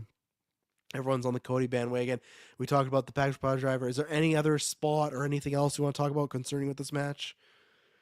I feel like they'll have like some moment where KO is like waiting for Sammy or like calling for Sammy and he doesn't come out. That's a good one. And then that leads to him coming back later in the Rumble to like eliminate Sammy. Yeah, no, that's a good one. I could see that. Yeah, I don't see it yet. Unless And they I'm do also like a chamber. I was thinking like Orton. I'm not sure if he Yes. comes back in this match or in the Rumble to like attack KO. Like say he eliminated or maybe this is adding too many people into the like. Would it be KO loses this match? He goes into the Rumble, throws Sammy out. Randy is in the Rumble, throws the KO out. Is Well, that that's what I too was gonna say. many They people have to add into this? I don't know, because like you could say that, but like WrestleMania 40 was like how many people were involved in that, right? Like they love Yeah. even the tribal combat match. How many was that? And that's where I was thinking about the Drew of it all. I'm wondering if something that happens where KO's waiting for Sammy and Sammy doesn't come down, Cody's about to win, and Drew comes in there because they had that little angle a couple weeks ago, right? And I don't think that's by accident. And imagine if Drew tries to screw Cody, but because Randy comes back to save him, like to beat up KO, it like equals it out. Because I think it's odd if Randy just comes back at the Royal Rumble, or in the match, but not to mess with KO. Like he like in kayfabe almost ended his career, right? He's been gone for months because he like whatever fake broke his neck. So like I'd find it odd if Randy didn't come back to screw over KO. So I could see some Drew shenanigans. I could see some Randy shenanigans. That's what I'm thinking. So we got finally the first time since WrestleMania 48 DIY versus the Motor City Machine Guns in a 2 out of 3 falls match. I fucking love it. I suppose you said this in our Discord. This is Triple H. He's enacting his black and gold. He's like Ben Affleck and BVS. He's looking at the cowl and the glass. And he's like, oh, I'm putting it back on. Like a tag match, I would be like, okay, good, get them on there. That's great. 2 out of 3 falls. That's awesome. I think it's gonna be a really good match. Big Four show in front of like 60,000 people. Yes, that's giving me hope that that's gonna continue to happen, and I think they're gonna have Motor City get the win here on a big stage and even cement them further. Of like these are guys, because like they're not gonna be around that long. Like a couple of years they are on the older side, so I think make them a bigger deal now. So I'm thinking Motor City Machine Gun in like a really, really good match. Like I think this, like the Royal Rumble card is looking really good, but I think this tag match is going to be like at least 4 stars, if not higher. Yeah. Yeah, I'm really excited for this one. Like just seeing that announced just got me excited for the show. Like this is one of those matches like I really really want to see. I feel like it's gonna be really good. And yeah, the other matches DIY and Motor City Machines have had on just like on SmackDown have been really good. So yeah, obviously if it's 2 out of 3 falls, it's play a minimum of like 15 minutes. So I feel like it's gonna be really really good. Do you think the Guns win it as well, or you think DIY is retaining? I'm not sure if they're Mhm. winning. I feel like there's a chance. They're Triple H's kids, so it's Yeah, one of I those, feel right? like I don't know. I feel like DIY retain. That's gonna be my prediction. I'd be happy if the Motor City Machine Guns won Yeah. though. Okay, David, you are the tiebreaker here. What do you think about this match, and who's taking it this next Saturday? So I am a huge fan of Motor City Machine Guns. So as much as I want that, I need that. Um, I don't know if they are going to hot potato the championship like that with the Mm, Motor Machine Guns. Like they took it and then they dropped it. Are they going to take it back? I'm not sure. I think if they do, this would be a situation of another Gargano Tomasa rift don't between say it. them. Don't. No, no, no, no. No I more don't rifts. I No more don't want it, breakups. but Triple H likes it. I don't want it, Oh but Triple man. H likes it when those two go at it. We're Night gonna get one, we're a gonna get Sammy and KO, and the night two, we're gonna get Gargano and Ciampa. Oh You're gonna Jesus champ a Christ! 3 out of 5 falls match at Yeah, WrestleMania. yeah. a 5 stages of hell match like him and Sean had. Oh But God. I kind of see DIY winning this, and then Motor City Machine Guns getting caught in the shuffle and going over to help build the tag teams over on Raw. Okay. So Yeah. they've already made it credible on SmackDown again. Now let's go to Raw, do some stuff in the shake up. So that's where I think that we're at with that. Okay, so before we get to the actual Rumbles, is there any matches you think is going to be added? Because obviously, Nia Jax on the Twitter or whatever, they announced that she's going to be in the Rumble. I thought for sure the 5 match card before the Soria thing, I thought Nia and Tiffy was like a give me. Like I thought that was an easy layup, like that's gonna happen. I wonder if they're gonna do the gimmick. David, you might remember this for the first Women's Rumble. They had Alexa Bliss and Charlotte sit ringside to see who was gonna win. I wonder if they're gonna do that with Rhea and Tiffany because they kind of like their chemistry, or even if they're not ringside, they're like backstage watching. Because I don't think Rhea's defending again this I quickly. mean, We they just did said we that. They did Roman and Seth like watching the match right, last year for the men's one, like Yeah. in the sky right. They boxes. were That right, yeah. that's the one that I see, especially after their little interaction this past week. I could see, Barbie and the Goth up in the skybox For having a the memes, moment. for the memes though, they should put them together, not separate boxes. They should be in the same Y- box, right? Because they kind of made them somewhat Ex- Yeah. friendly. I'm surprised that yes. Tiffany Stratton has like named their ship name Strapley. I feel like that could cause some very I, bad search engines. It came from a fan, and then everyone just took it. That's I risky. follow the person who came up with it, and it's like it just took off. Like she was the only one calling it, and then people just started taking it from her to the point where like Netflix posted it. Like remember, oh god, Dave, when they did the whole NXT, the 4 woman horsewoman call up, and it was like Paige, Charlotte, and Becky, and they were. Was it I think they were like the sorority sisters or something like that. They had a name, and then the next week they changed it 'cause, Submission like, sorority, which Yeah. it was like a it turned out to be yeah, a whole subsection of the internet that yeah. they didn't want you to Google. So, So yeah. when I saw Strapley, I was like, "There's no way they're saying that on air ever. There's no freaking way." That I was like, and that's a perfect for them. But yeah, they should do that. Have them in box together. But is there I, any? I, I want this to look like the Netflix show Wednesday about Wednesday Adams. I want it to look like Yeah. that. I want her in pink, poofy, everything else. I want Rhea sitting there, but I want them like sharing popcorn and laughing with the Barbie and the Goth. the- I need that image in my life. Or the Barbenheimer gif or the meme that everyone shares where it's always like the black house and like the pink Yeah. house, like easy. Yeah, they should do that. But is there any other matches you think could be added? Like Nakamura's in the Rumble, so there's no US title. I think they're gonna put Braun in the Rumble for fun, and he just defended. Like I think, Last year was just 4 matches, yeah, and so I especially feel the like ladder it's just match is gonna going be to be four. long. Like that's going And to be at each Yeah. least rumble is like each rumble is like an yeah. hour, over an hour. If Yeah, the it's tag about match an wasn't hour and 10 to an hour and 15. Yeah, if the tag match wasn't 2 out of 3 falls, I'd say something could get added, but I imagine that's gonna be longer. So okay, so we think that. Let's talk about the men's first because I feel like we kind of talked about a bit last episode, so we don't want to do as a big of a deep dive. But right now, the people that are announced: L.A. Knight, yeah, John Cena, CM Punk, Jey Uso, Roman Reigns, Seth freaking Rollins. Why do I'm reading off? I hate the fucking freaking Drew McIntyre, Rey Mysterio, Zayn. I almost call him Sami Uso, Sami Zayn, and Shinsuke Nakamura. It's kind of funny that Jay and like it has Jay announced here. What would he have done if he won the Rumble? I guess him and Gunther would have switched spots. But yeah, so right now we got I 10 saw someone people. point out how it's like, yeah, there's a lot of people announcing when you count in like those people who like you feel like 100% gonna be in it. There's not really many spaces for like what would be like just like the mid card to fill out the rumble. Like they really stacked it. So like there's a lot of these people who are like on TV often who just aren't gonna be in the rumble. Yeah, Like Otis or carrying something like like the that. Miz or carrying Cross. Like one of those Oh, I two I bet could see Miz is them making not it being in. in the I rumble. promise you, But Miz I is mean gonna like make it those in. it's like one of those people who are just Yep. like on TV every week just aren't gonna like as compared to other years where they just put like there's like maybe 5 or like 7 main event type guys who are gonna be like the final ones, and then the rest is like you're getting like Santos Escobar in the Rumble or like Eric of the War Raiders in the Rumble. Cruz Like del I feel like Toro to that's not win it gonna. all. Yeah, I Yeah. feel like that's not gonna happen this year.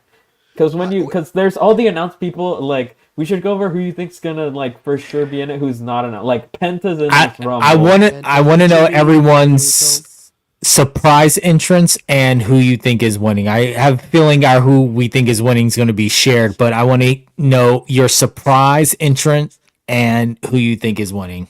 Like I know there's the rumors going around, but so I feel like the surprise entrance in the Triple H era has been less of the like, oh, Road Dogg's gonna come out for 5 minutes and get. I think it His is more surprise like, is TNA, because Joe Hendry's gonna be yeah, in this it's Rumble. it's TNA, it's someone from NXT, or it's a new signing. I do believe the Aleister Black stuff because I think that is I think the thing is, I think his contract isn't up. Well, the report is like it says February to okay. like mid-February. So if it's February 1st, Then not. there's like maybe like a 5% chance he's in it. But I don't Yeah, think he's in I the didn't know Rumble. that. I because there's been so much stupid shit about it. I thought it was already up, so then I take that out. But yeah, I don't think there's any like big legend. I don't think there's any other Sonny out there. I'm trying like I don't think even injury, like even the people said Dragunov's training doesn't sound like he's I don't ready. think he's ready, Yeah, so yeah. there's no one to me on the shelf that's legit injured. Like I'm not counting Randy Orton, who's kayfabe injured, right? So I think it's TNA stuff, and from TNA, I don't know, and that will go into we can talk about it a little bit here. I think Rich I would Legacy say asks like for us, TNA possible, like no, I don't think Nick Nemeth is in here. Maybe, but I don't think so. Joe Hendry for sure, and I'd give like a 50% to like Jeff Hardy. there's a chance, yeah, because Rich Legacy asked us on Twitter, so with the announcement of TNA and WWE partnerships recently, how many TNA stars do you think we'll see? I think he said it meant in general, but I think that's the thing where I think in the main roster stuff will mostly be them on NXT, but with Rumble, because Rumble, you have NXT superstars go to the Rumble, right? So you can kind of say like the TNA guys are the NXT picks. I think for TNA, I think Jeff is always an option. Joe's an option. I do agree because I know it got a lot of like mixed reaction last week, but I don't think he's wrong. I think you pull. I hope they do. I think you pull the Matt Cardona, Zack Ryder card here. That I think it's possible. Yeah, I Yeah, wasn't thinking of him Cardona as was TNA, my but I think it's pick. possible. like that. Those are Cardona has been my pick. those are the type of surprises I like Triple H likes more because he is chronically online, and that's fine. But I think he likes those like Jordan Grace last year. That's a wrestling geek pick. Like that's not like GA. It's not like he could have easily been like, oh, and Molly Holly's here to come out and get beat up and then thrown out, right? Like Jordan Last Grace year there is were on the classic fake Rumble leak was that people were talking about that there's every year. Last year one was like they had X-Pac as the only legend in the. It was like a completely normal leak, and X-Pac was like number like 20 or something. like I don't think Triple H is about. I think even the same way of like. Granted, of course, you could get Cena and Cody, but I think they're trying also to do like, let's not have full on part timers like Goldberg, Brock, just main event mania, right? Like you do got to establish this era. So I hope there is someone from TNA that we don't see. What the other one is Josh Alexander's contract like up? Is that done or is that? I think it's up like February 15th. Okay, that would have been another good like hype one, but. Yeah, I would like to see he Moose. Is still in TNA, so like he could just be in it without his contract being up. He quit TNA. He quit it. Yeah, well, but I think if they do the TNA people, you're going to go for people that you're going to get a reaction with. And for that, I think, of course, you got Joe Hendry, but I think Moose is your other option. Having that crowd, having that dome, do the Moose with him and things like that, I think would. Don't though. But he's a heel, and no, like he's a heel in TNA that like no one likes. Like, so I feel like I think that the audience that is there would still do it, even if he is a heel. This isn't your weekly television. They would still do the Moose thing with him. So, but do people know like compared to a Joe Hendry or Matt Cardona, like do people know Moose? For Moose, yes. I would say more people would know Moose than Josh Alexander or a lot of the other TNA roster. I think they're comparable. I'm just going for me because like I didn't know like Moose like at all until I started like really looking. But Moose has been around for a while and has garnered a lot of respect within the wrestling community. So I think he would be, again, an easier crowd popper than some people. It is what, like 65K or something like that? Like it is going to be like above 60K now. I think. So it's a big crowd. I was going to say, I wouldn't have thought last year Jordan Grace would have got the reaction she would have, and she still did, right? So I think it's still maybe if enough people just know it's a TNA person, that's the pop, right? I don't know if they're going to do the Moose gimmick with them, but just the idea of like, oh, it's a surprise. But I'd love to see that to test it because I feel like WWE does that. They want to do like testing the waters of who can do what. But, you think they bring in Tessa Blanchard to try and test those waters? We'll wait to the women. The fact that they had her dad here tonight, it was not far from the back of my mind. I'm like, oh fuck, they're trying to like grease the wheels to get people ready, but we'll get there. So for like NXT picks, I could see like Trick in the Trick's Rumble. Gotta be there. Trick, and it's gonna be when Mello's in there, and they're gonna do a showdown. That's my prediction. That's one of my predictions. Yeah, because I think enough people absolutely know whoop that Trick.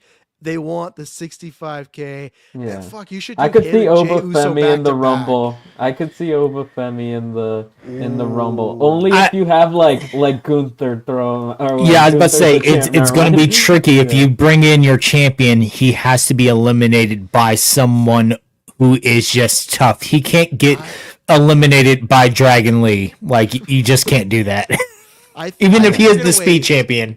I think they're going to wait on Oba till next year. I think they are. I think they're going to want to make him look strong.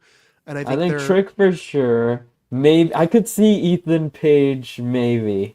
If there's spots, I could see Ethan Page. Because I think he's like, I know he's still got stuff going on NXT, but I could see him after WrestleMania being a call-up guy. Like I really could. Like there's nothing for him to learn. NXT needs him more than he needs NXT. Like he's ready to go Agreed. there. Another one that's not like a surprise, but like it's a surprise, I guess. Almost is going to be in the fucking Rumble for sure. Yeah. Right? He just gave up the no championship. Yeah. He just handed it over, said, "Yeah, I'm headed back now. This has been fun. I'm out." So I think he's in there, and I think they're going to look at it and be like, "Let's try for the third time." Oba Femi stare down in the Rumble.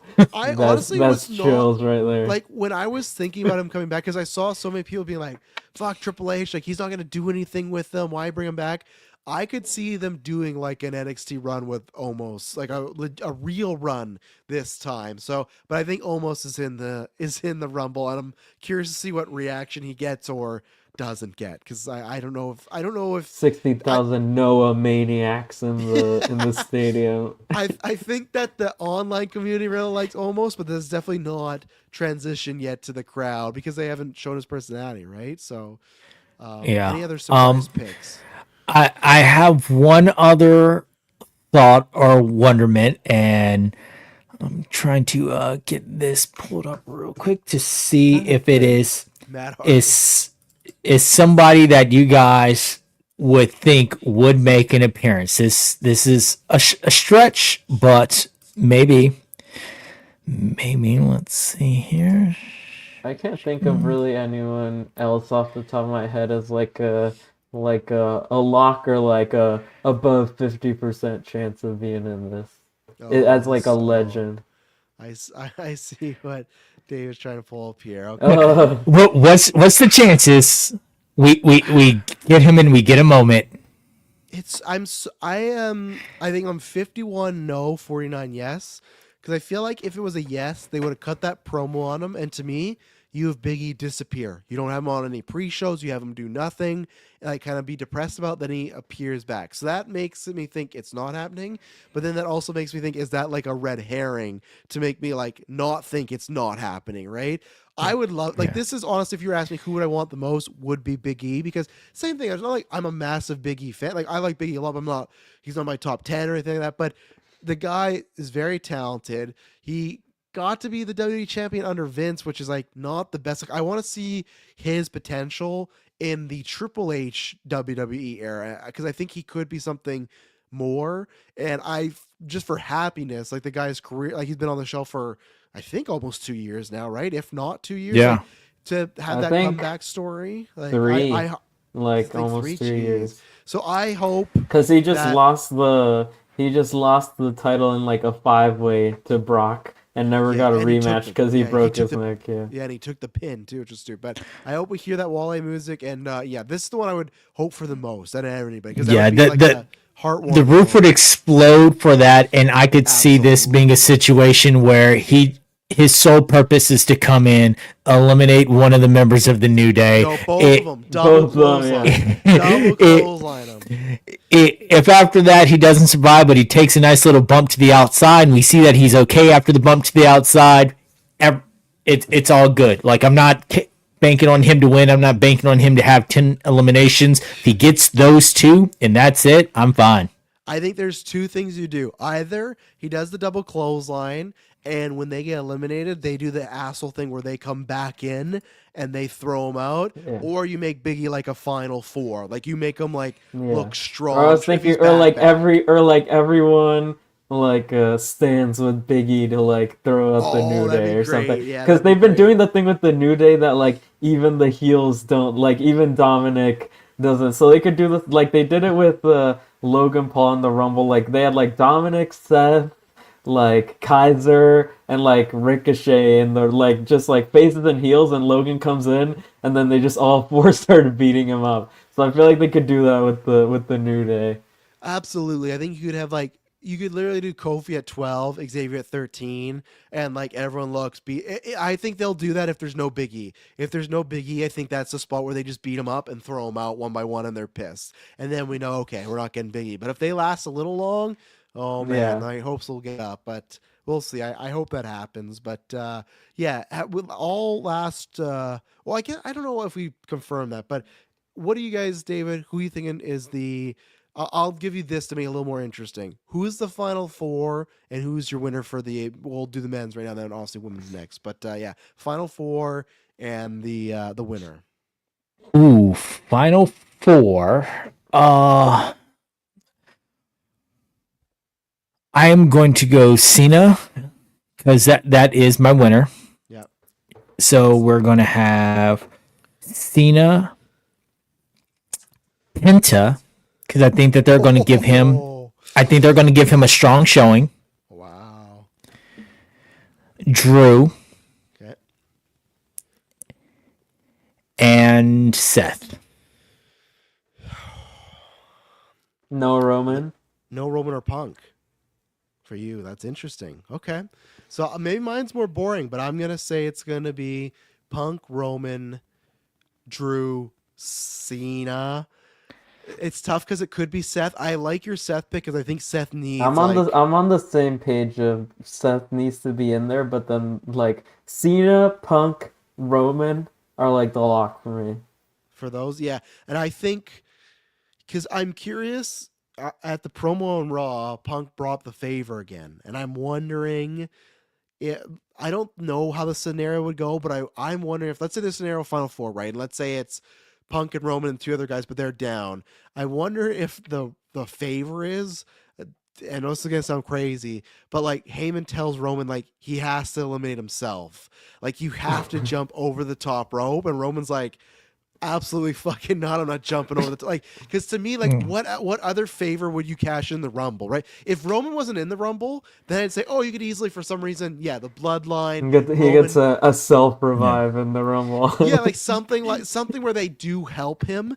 But the fact that they haven't said, oh, it's a favor and it's into WrestleMania, or Heyman pulled some strings and Punk's at 30, they're still like, oh, I got a favor.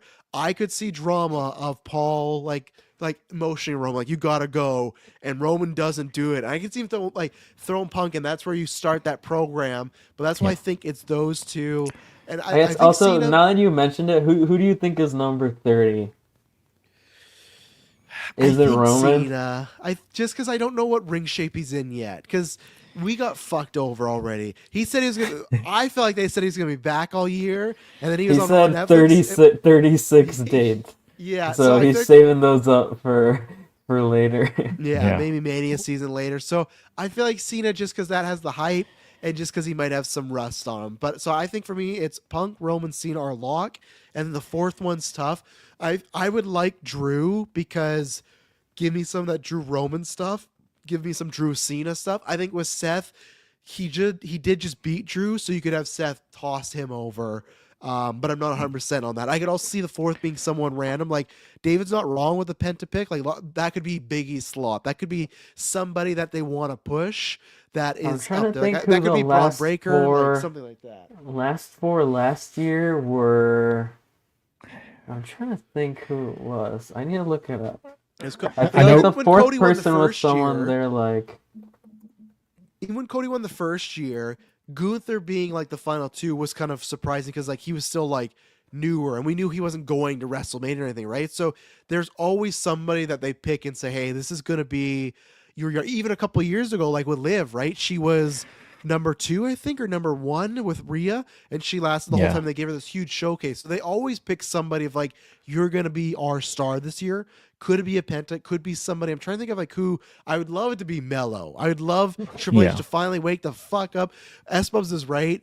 Mello is his Jay White. The same way Tony Khan booked Jay White. The fact that on the Raw Netflix, Mello was in the catering segment of like, we're in a booth, we're eating food. Are you fucking kidding me? Are you kidding me? Mello has so much charisma and talent. I'm not even an NXT guy. And I'm not saying he's like the future, just like, he was your number. Don't make him the number 1 draft pick. Then make him 5 or 6.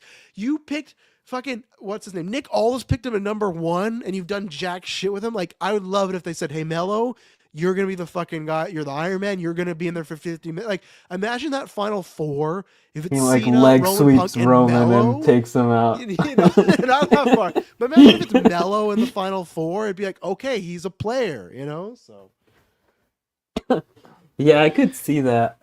Yeah, I just looked up last year was Gunther, Drew, Punk, and Cody was the final 4. I don't know why I thought there was someone else. Like, I know the like near the final 4 was like Damian. I think it was like close to the final 4 last year. My only thoughts against Roman is with the strength and the upward trajectory that they put Roman back on. Do you put him in there just to have him lose within the final 4? I mean, if he's not the one who gets thrown out by the winner, then I don't think that you put him in there.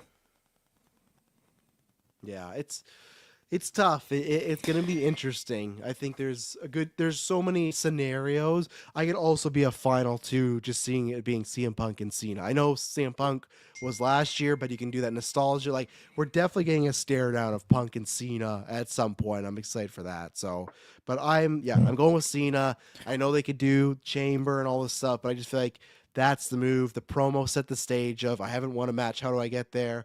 Royal Rumble, and I think it's an easier win than Chamber. And Dave said he's Cena. S-Bubs, are you Cena as well?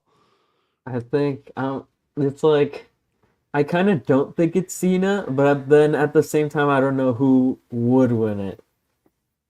That's my take on it. Like, I don't think Cena's winning it, but then I also don't know who would. So I I mean, you think could I'll pick somebody take different and get all the points to yourself.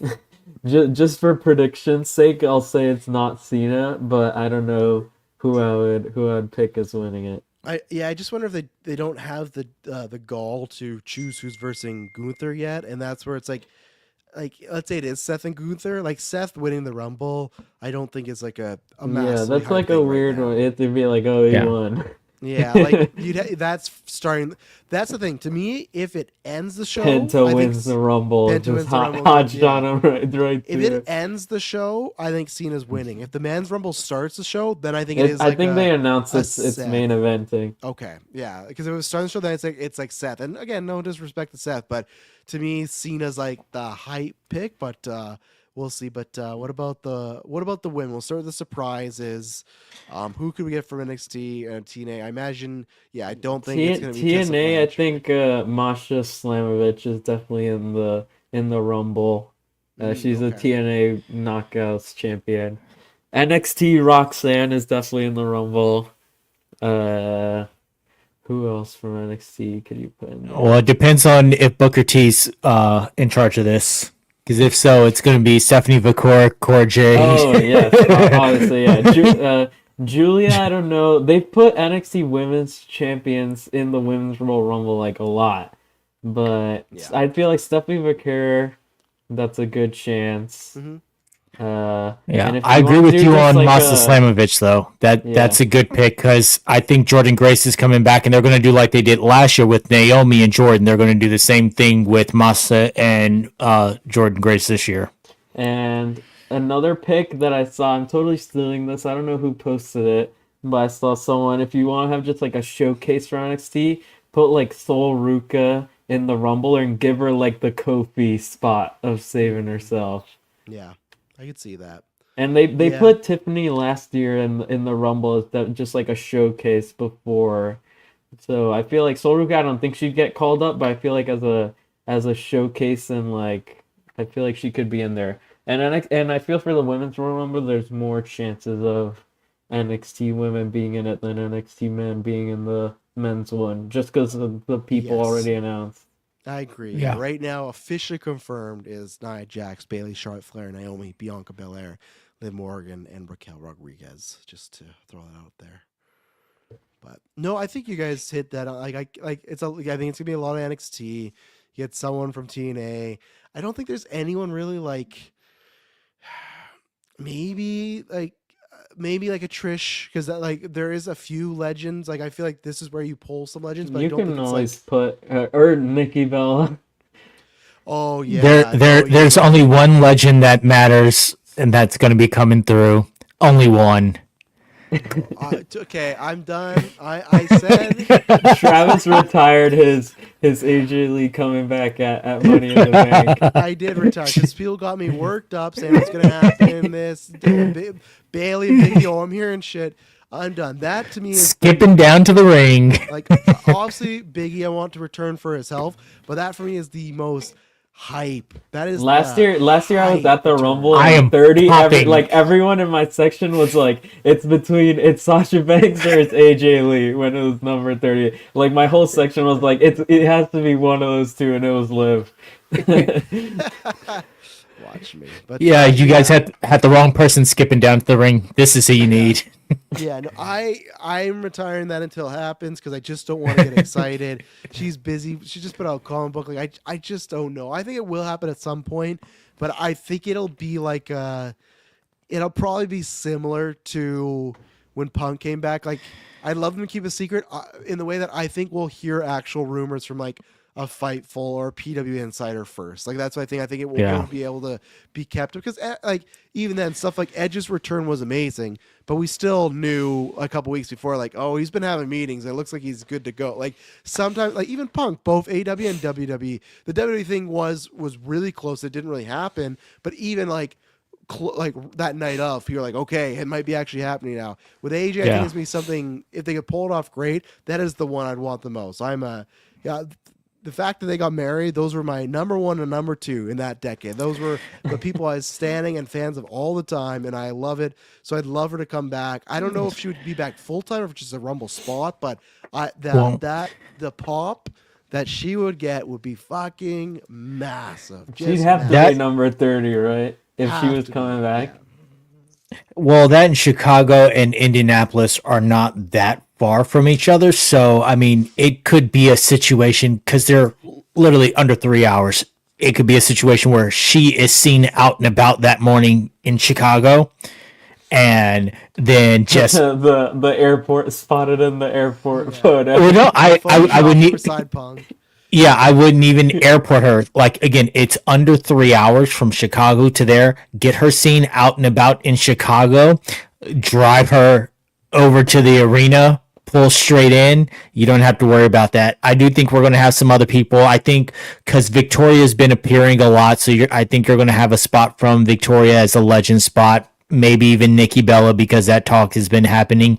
Even though Macaulay Culkin got a better pop than she did, but still, you know that. Put him in the I forgot. I showed Speed in the men's rumble. We forgot to mention that. Yes, I said it in the Discord. I want to see it happen. If they do put him in there, I want him to be live streaming the entire time because I want to see the image from his phone of him getting thrown over the top rope. I liked it when Logan Paul did the elbow drop to the outside while holding his phone and some of that other stuff. So like having this, I think Miz had a spot one time when he was holding a phone and he got kicked in the face and dropped it. Like I'm here for that. So that'd be the only reason I would want someone like IShowSpeed in there. And I think he would bump for whoever. He's such a fan and he's such down to just do stuff. I think he would definitely bump for whoever. Yeah. Took an RKO from Randy Orton at WrestleMania in his prime costume. Getting back to the women, AJ Lee would be my hope for the biggest surprise, but I have a feeling after this hype video and everything that they've done, Charlotte's taking it. Yeah, I just feel like to me the reason Charlotte's going to take it is because usually what mostly happens, obviously last year was a different situation. You either get two things with the Rumble. The Rumble winner wins, and then the Raw or SmackDown right away they go, I'm coming for you, Rhea or Tiffany, right? Or you get the, I'm going to take my time to decide. I think with Charlotte, she would win, and they would do the whole, I'm going to take my time to decide, because she would be on both shows. She'd go back and forth, so you pop some ratings, everything like that. But also, I think there's a legitimate question there of, do you go after the new shiny thing, like the new Charlotte, or do you do the trilogy with Rhea, right? Because the good thing with that story is Rhea and her are 1-on-1 at WrestleMania. So you could see Charlotte as the character being like, I might want to fix that. I might want to win that trilogy, right? So I think that's where even when we'll get into it, whether it's Io or Bianca, I don't think they would do that. Like, oh, who would they pick? And I don't think it would be, no, that's too believable because I think we all know Charlotte would pick Tiffany, but at least there's some story hinges there, and her and Rhea could have some good promos. So I think it's Charlotte. I think it's also they make her the first ever 2-time Women Rumble winner. She needs something, I think, like big to come back for, and the other ones could be Chamber, but I think Charlotte has it.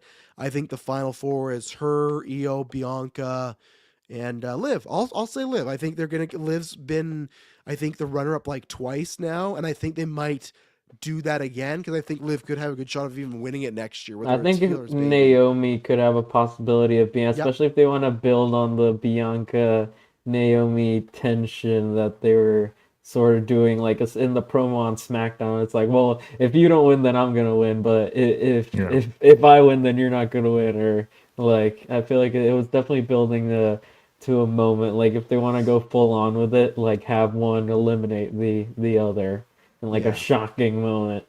Yeah, and so we'll see. It's because like obviously there's which we'll talk about next too is like the EO versus Bianca rumors, right? And I feel like EO Just winning, triple threat it at Mania. yeah, I think EO like winning, like she's never won, so that makes sense. Bianca, you could do that.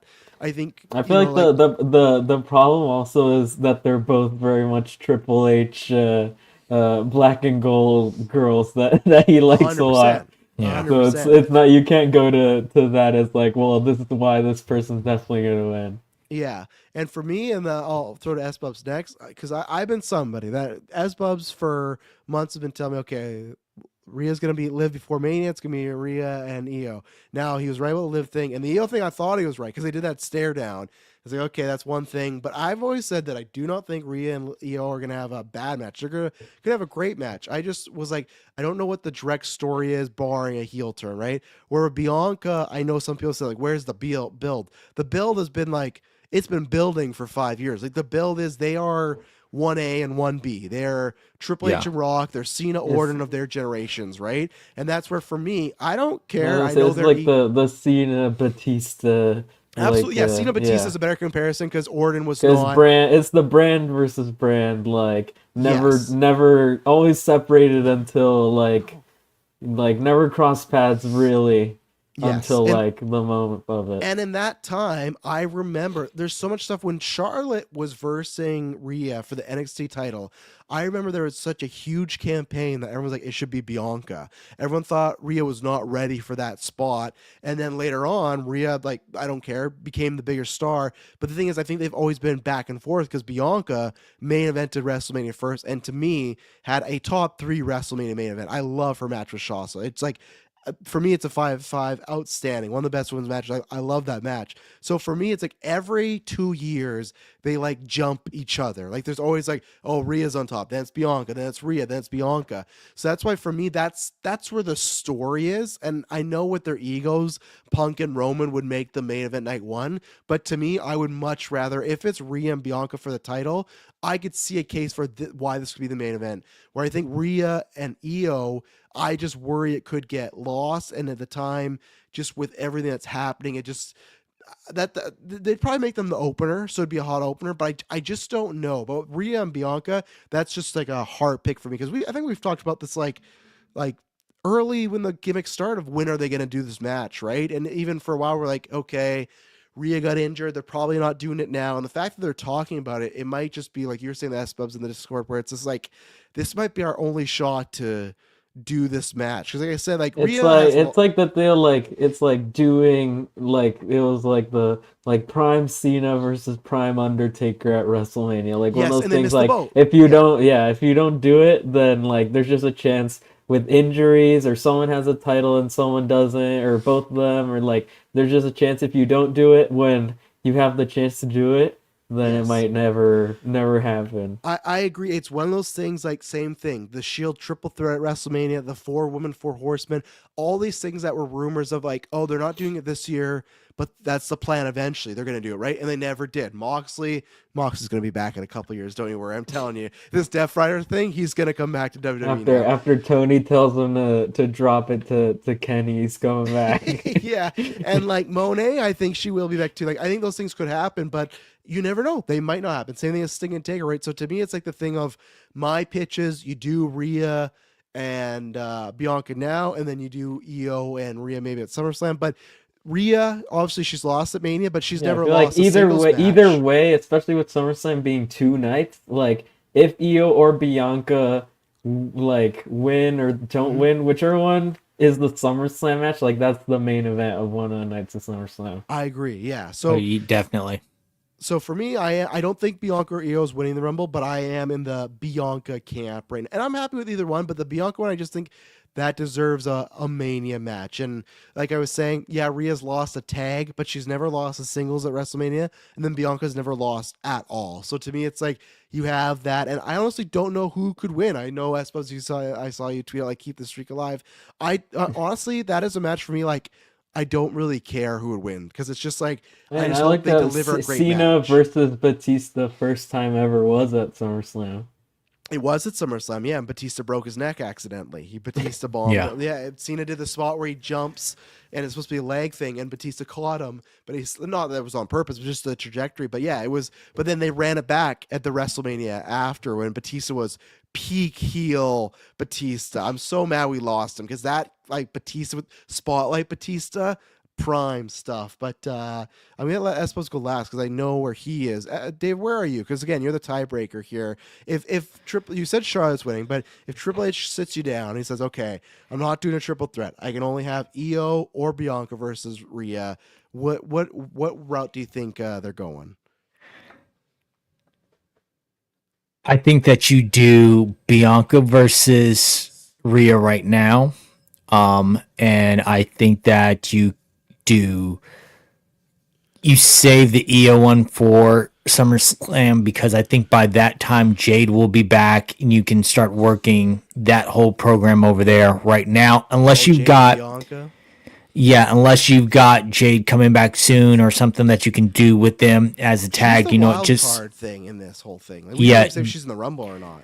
I don't think so. But just go ahead and do Bianca versus Rhea now because you will still have Io there for that opportunity without muttering up story. Like you can always plug her in without again needing a storyline. You don't need all this build up. You don't need a reason for them. It is again just the which one of us is the best on this brand. Let's go out there, have a banger, and prove it.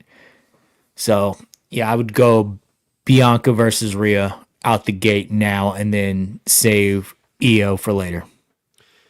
and like I also agree with the take that maybe they don't even know exactly what they want to do yet, which is why you would have Charlotte win the Yes. Rumble, and then you have like at least one more month to think of who's gonna face Rhea Yeah. at It's like the Mania. Gunther thing, right? If you know you're doing Cena and Cody, just have Cena win it, and then that's crossed off. You don't have to commit to anybody right now. Where it's because like you don't want to have. Let's say you have Bianca win it, and they're like, we should have done EO. Maybe this was a mistake. Like because Chamber, then you got like another month, and at that point, like I don't know how they would decide because it's a tough thing. Like they're both great talents.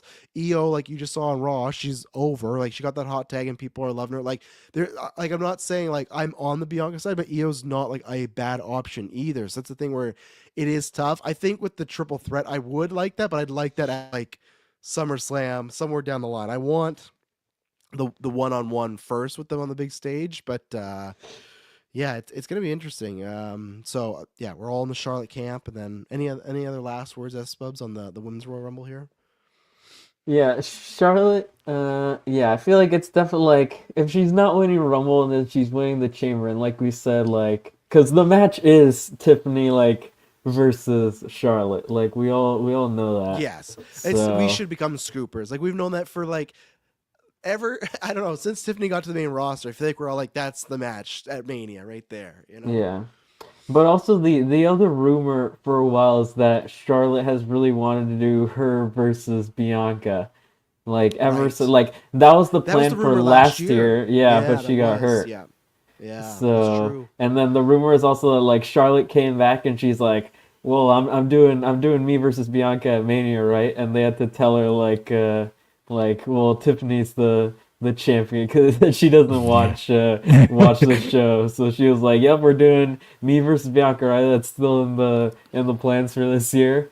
But Huh. Yeah. I feel like if you're talking about like on the big stage, that's also another one that could be like Charlotte versus Bianca at WrestleMania. You could, yeah. Or that's what you even could do when we're talking about the SummerSlam night one, night two. That's where you can do your Rhea and Io and Bianca versus Charlotte. Or, like you said, vice versa. You could do Rhea and Io at WrestleMania and Bianca and Charlotte, and then just swap them at SummerSlam. Like they kind of did that back in '05. They swapped, like, I guess it was Cena versus Jericho, but eventually they got to Cena and Triple H. They just SummerSlam back in the day when it was SmackDown and Raw, very much close to SummerSlam. The challengers would just switch brands, and you pretty much just get the reverse of the Yeah. matches there. So, no, I'm interested. That makes it that makes the chamber. I think that final like 10 is gonna be like very tense. Of just like, because Absolutely, it's like yeah. if this person gets thrown out, like it's Jover. Like it's Yeah. gonna be definitely a good moment they're seeing. But I think yeah, I'd say favorite on Charlotte, but I think there's a chance because maybe in our heads they're still thinking of that, but maybe they know for sure what Rhea's match is already. Yeah. And maybe they don't know. Maybe everyone's thinking it's Charlotte Tiffany for sure, and then they're not sure on that one. So Yeah, and the only reason too, it's tough because I was wondering if they're gonna do like the Edge thing where Edge came back, but he didn't win that Rumble. It was just like the hype moment. That's what they kind of took. That's why I because thought they that first, like, okay, pre-announced Charlotte, yeah. that's what screwed me up. It's like, okay, Charlotte's gonna do the Edge thing because originally when we were going in the show, I was like, I think I'm gonna say Charlotte's not gonna win. They're gonna do the thing where Charlotte comes back, big pop, but she loses. I think because they announced her. Rumor is new theme song too. Oh, good. That new that fucking who is it now again? What's the Def fucking Rebel. Dev Rebel? What they Yeah. did to her song is awful. But I think the Edge spot's gonna be for Becky. I think she's gonna be the one. I guess I take it back because I think I said Io, Bianca, Liv, and Charlotte as the final four. If Becky's in this, she's got to be final four. Like when else is she coming back? Like she's apparently under contract again. Rumble spot like. Who do I kick out of that? I'm gonna kick Bianca. I'm gonna say her and Naomi are gonna like something's gonna happen like in the mid 20s. Double elimination. Yeah, some Yeah. miscommunication, or Jade comes back and there's Or- some drama there. So Someone's going to do something during their athletic spot that's going to get them eliminated. yeah. Yeah. So we'll see. But yeah, so miscellaneous section. Only thing I have here to bring up is I just want to say that I fucking hate all the Jeff Jarrett. Wait, AEW before stuff. before we go, I have to do my Okay, my that's- moment here. For the video, well, So I'll tell the we're audio gonna listeners here. So currently, Espos has a transfer. brick wall as his background. we're gonna transfer to the inside of Guantanamo Bay. Oh my god! Oh my god! He's got Miro, Brick Breaker. Is that Rosa back there? The Oh no, that's Diano. Yeah, Diana. Oh, I see. back there. Why is Hey. the video game back there now? Why is the This is game back poster. You got Oh my the God. Deanna was on TV tonight. Deanna was on TV tonight. there? Yeah, I could So- I show know. up. I made this before they announced this match because yeah, I had Yuka on the left there and Ricky Starks and I also have that Woo energy under the bed God. of the. And of, I think Ray Yuka Phoenix. may be facing Mercedes on Wednesday. Yeah. But both of them are because of social media. Yuka's friend was all about, hey, you got to get her on TV. And then I'll call a spade. I don't care. Like, in the past, it's been publicized the Yana process, like, I'll just say friendly with Sean Ross Sapp. So the fact that, like, Fightful put out a report, like, purportedly she's unhappy. It's like, no, I think she put out like, hey, I fucking hate this spot.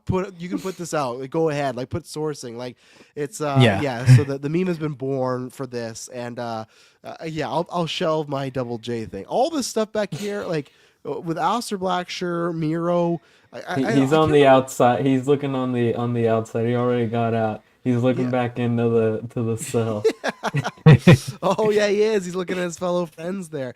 I can't remember what scooper I saw some report. It was like 4 images. It was like Ray, Alistair, Ricky, and Miro. Oh And yeah, it's I like when also they're all saw that done- today at Ricky's indie show. They were chanting Raw on Netflix.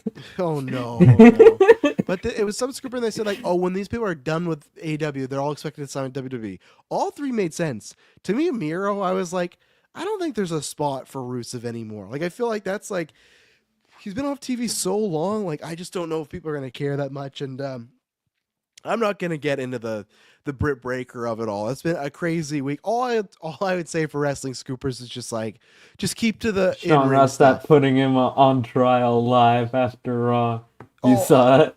I- They're doing it on the post show. But then He's did you having also see a live discussion. So for context, if people don't know, there's a scooper that, me, Espos' podcast, I do too, and he's on the Raw after. His name's Boo. he had like said some stuff about those rumors about Britt Baker having some affairs and everything like that, and then obviously she's come out months later said lots that's not true, and can I just say like people are being shitty about this. He put out some statement saying she apologized, and then it came out that she didn't apologize. He said like I misinterpreted. Either way, whether he was genuine or not, had a bad look, right? And then I saw Sean. He said that like, oh, we're gonna do it on the Raw after. But the thing was, then he said that then after the Raw review is just gonna be myself. I feel like I think Abu's not gonna be on those shows anymore. I think what they're gonna do is they're gonna have this thing, and either he's gonna say I'm choosing to step away or something like that. I don't know. It's just all I'll say is the scoop. Not that anyone Scooper's listening, but just stick to the ring stuff, because the personal stuff, that's where you're gonna get tricky. And this is where what I did want to mention though, because that report, who put out that original? It was it PWI that put out the original report that like her and Tony doesn't want to use her, and she's done with like she's like in the jail, right? I can't remember who it was. It was PW. I don't think it was PW.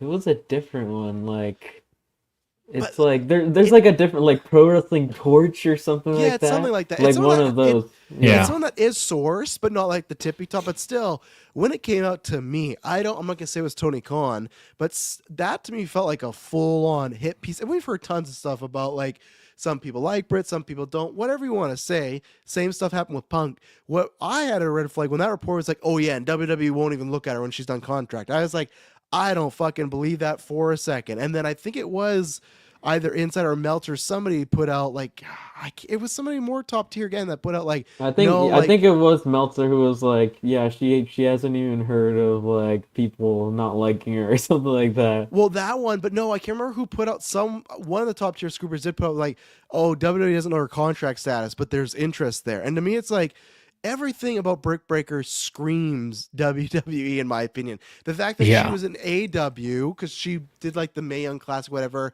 She was like a hotter free agent, and she went to AW. It did feel like okay, WWE didn't have enough slots. She's going to this promotion, see what's going to happen. And I remember the whole time, the first run when she was very popular, it was like, oh man, when her contract's up, she's going, and she didn't because I think Tony did the MJF thing where he threw a lot of money at her. But I think that like the backstage stuff, I don't care what is going on backstage with her. Punk got in multiple fights in AW. I get it. Punk's a one of a lifetime athlete. He's a massive draw, but Britt Baker just they didn't give Brit her own show though. Yeah, that's true. Stay away from the other people. She got that reality show, but like I to me, Britt Baker is, especially after this stuff, WWE bound. So to me, it felt like somebody in AEW really wanted to torpedo her. Whether it is Valor or not, I don't know. But mark my words, that's what Travis told you when she's done with AEW. Same thing in the next five. I'll just say this: next 5 years, MJF and Britt Baker are going to be Rumble, Raw after, surprise entrance people. Like to me, Britt Baker, even people they dog on her wrestling, it's like there's lots of people in WWE that like wrestle that type of style, right? Like Britt Baker can do like the aura things. And the thing is, which is weird, she got so big in AEW for being a promo person more, right? It was like she's the best on the mic currently right now. That was always the meme. Like it was like Britt Baker greater than MJF, right? WWE is the place where they fucking like sometimes prefer you to talk. Like they'd rather you be the promo person. So to me, that's where it's an interesting, weird situation. But I think she will be WWE bound soon. I don't know if she'll be back on AWTV. It's because Tony will always say this shit like, "Oh, we're not doing that," and then like, "Yeah, Ricky, there's lots of great stars. Can't wait to see him." And then you don't see him, So I don't know. Good picture there. Anyways, my last point. Hate the Jeff Jarrett stuff. I can't stand it. I saw Conrad Thompson, his podcast partner, just going off on it like, oh, Scooper shouldn't report that. You know why they reported, hey, Jeff Jarrett's not going to win the title? Because the fan base is so fucking worried right now that we look at Jeff Jarrett and go, you know what? Tony might put the strap on him because what's been happening. This is definitely, I will say, the lowest point I've ever been as an AEW fan. I'm not trying to jump the bandwagon. I think you guys can go back before where I always try to defend. I still watch most of the product. I don't watch like Collision as much as I could, but like I still love that product because they present an American style that's like in ring that you're gonna get you could get a 5-on-5 match, like star match randomly on a Dynamite, right? That's what I love about that product. They're gonna let two wrestlers go for 32 minutes because, oh, let's see what happens. Maybe it works, but I'm definitely at the lowest. The Jeff Jarrett stuff for me, it's just like now it's every week. Like, he's getting that 15-minute promo slot. And now, like, to me, even from a story guy, that, okay, I don't like this idea from Jeff Jarrett because, one, I don't consider him like an AEW original. He came in later. When he came in, he was like a side character. And don't get me wrong, I'm a Jeff Jarrett fan. I defended a lot of his shit at TNA. People hated that he kept strapping himself up. No, I love that he was like mini JBL, that he kept like having these long ass reigns and he was the booker. Like, it was, I liked King of the Mountain and all that stuff. But for me, I guess the issue is, okay, I don't like this, but the story is, hey, I got a year to climb up and win the championship. And what do we do? Oh, next week, if he beats Claudio, he gets a championship. So I feel like they just saw everyone react and they went, fuck, people don't like this. Let's just hot shot this thing. So for me, it's like, I don't even like the start of it, but then they can't even follow through. And I just didn't think it needed to have Jeff Jarrett like on TV every 15 minutes. I hated the MJF Jeff Jarrett promo because I love MJF, but of course he does sometimes go into the I'm gonna make some women slut jokes, but then the whole promo was just him and Jeff Jarrett back and forth making like, your woman sleeps around. Well, your woman sleeps around. It's just like, oh my God, like, this is what we're doing right now. So everything about this Jeff Jarrett thing I've not liked. I want it to go away. Like, that's why it sucks. Like, Sting, I know that he didn't want to win the world title or anything like that, but the way they used Sting was so perfectly. Jeff Jarrett is not on his level, but still, they've showed us that, hey, we can take a legendary act and find the right way to use him. They're not doing that with Jeff, and I just hope that, I guess, I don't even like him beating Claudio. Jeff Jarrett's going to beat Claudio next week? Are you fucking kidding me? The guy that was just in the Continental Classic? Like, but I just hope, he beats him. Moxley just fucking murders him, and they write him off because they've made me actively. It's gonna be MJF interference to beating Claudio. Oh, you're probably right. He's gonna hit him with the diamond ring. Yeah, we're gonna keep going on. I'm not a fan of this, and this is a problem that now with AEW, there's multiple stuff where I'm with other people, or I've turned on the Death Rider stuff like we talked about last episode, the Jeff Jarrett thing. There's other stuff like with the women's tags, the Hurt Syndicate learning tree. The fucking learning tree. The Hurt Syndicate, I actually really liked. I'm not a Bobby Lashley guy. I liked how they won the titles. They came there and just kicked the shit out of them. It was a big powerhouse match. But man, it felt like them beating Private Party felt like nothing because they did nothing with Private Party.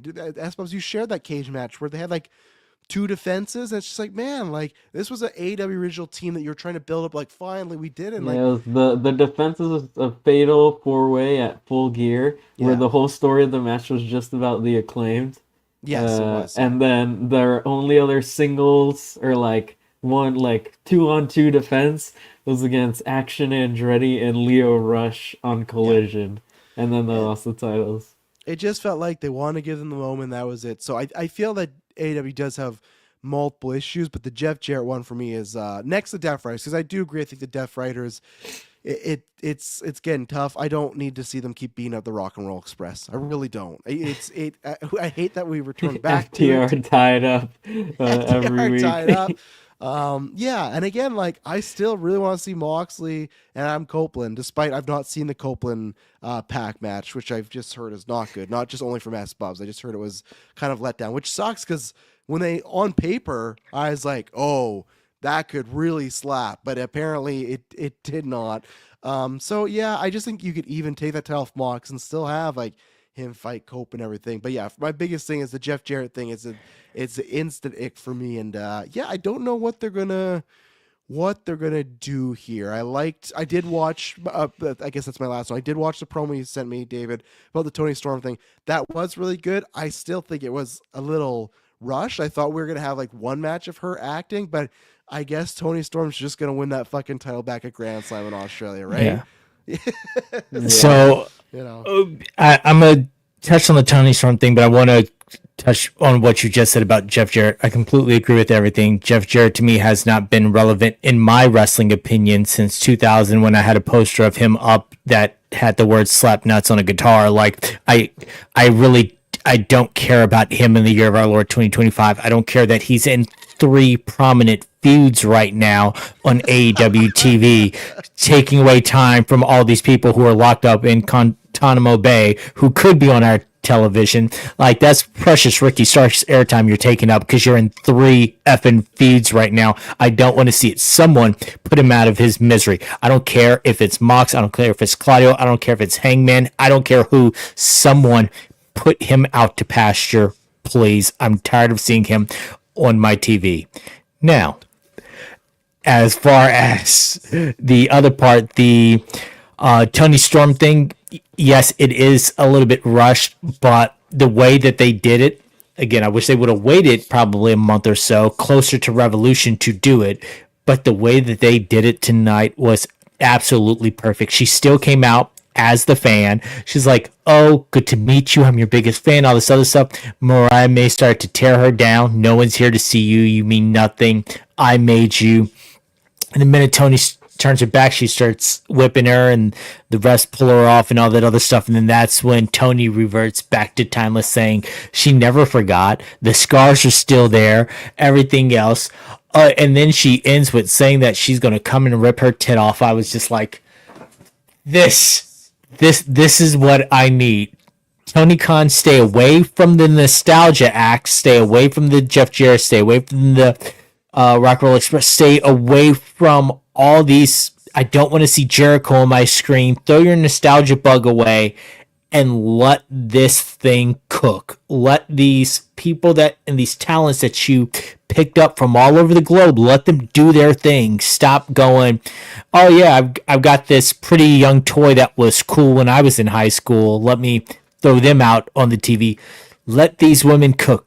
Let Kenny Omega and other stuff, let those be great. Let those be the AEW that we remember in 1819 and the 2000s, like that stuff that really popped them off. Let it be that instead. Right now, yeah, you're going to the well on this, and you're not focusing on. I think if he was focused left on the Jeff Jarrett stuff, on Chris Jericho, and all this nostalgia stuff, he would have more time to write these storylines for these women and have drawn this out at least one more month to right before Revolution, because what happened was amazing. It just happened too soon. Yeah. TK popped his It was load. always going to be for Grand Slam because that's the Australia show. Like, it wouldn't have been for Revolution, I don't think. But see, what I thought they were gonna do is I thought they were gonna have her versus Tony, like whatever, Rockstar Tony, right? And do like a lot of illusions, like a lot of even mind games, and do the question of like, is she actually Tony playing a role, or is she just fucking crazy? Where they did the reveal that okay, she's playing a role.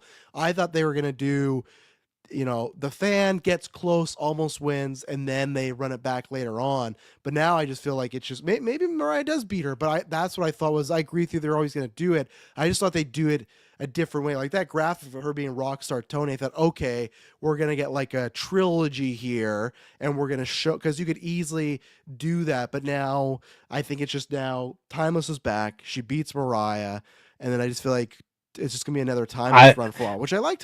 She's a great character. There's a reason why I agree with so many people. She was like the women's wrestler last year, but I'm very curious what they're gonna do the follow up if she does just beat her. I would have liked if they maybe did this spot at Grand Slam, so have her wrestle against Rockstar Tony, and then you're beating her so bad that knocks the Timeless back into her at Grand Slam, and then you take that into Revolution or something else like that. But I feel like, they rushed it because Tony Storm is also in this Queen of the Ring movie that's coming out, so maybe they wanted that version of her, which will look closer to her character that's in the movie. I'm not sure. It felt rushed, and yeah, there's so many different avenues that they could have gone with this if Tony was just legitimately sitting down and thinking about how he books women's wrestling, because that is not happening on a large scale, and it's evidence with you dropping the ball on this.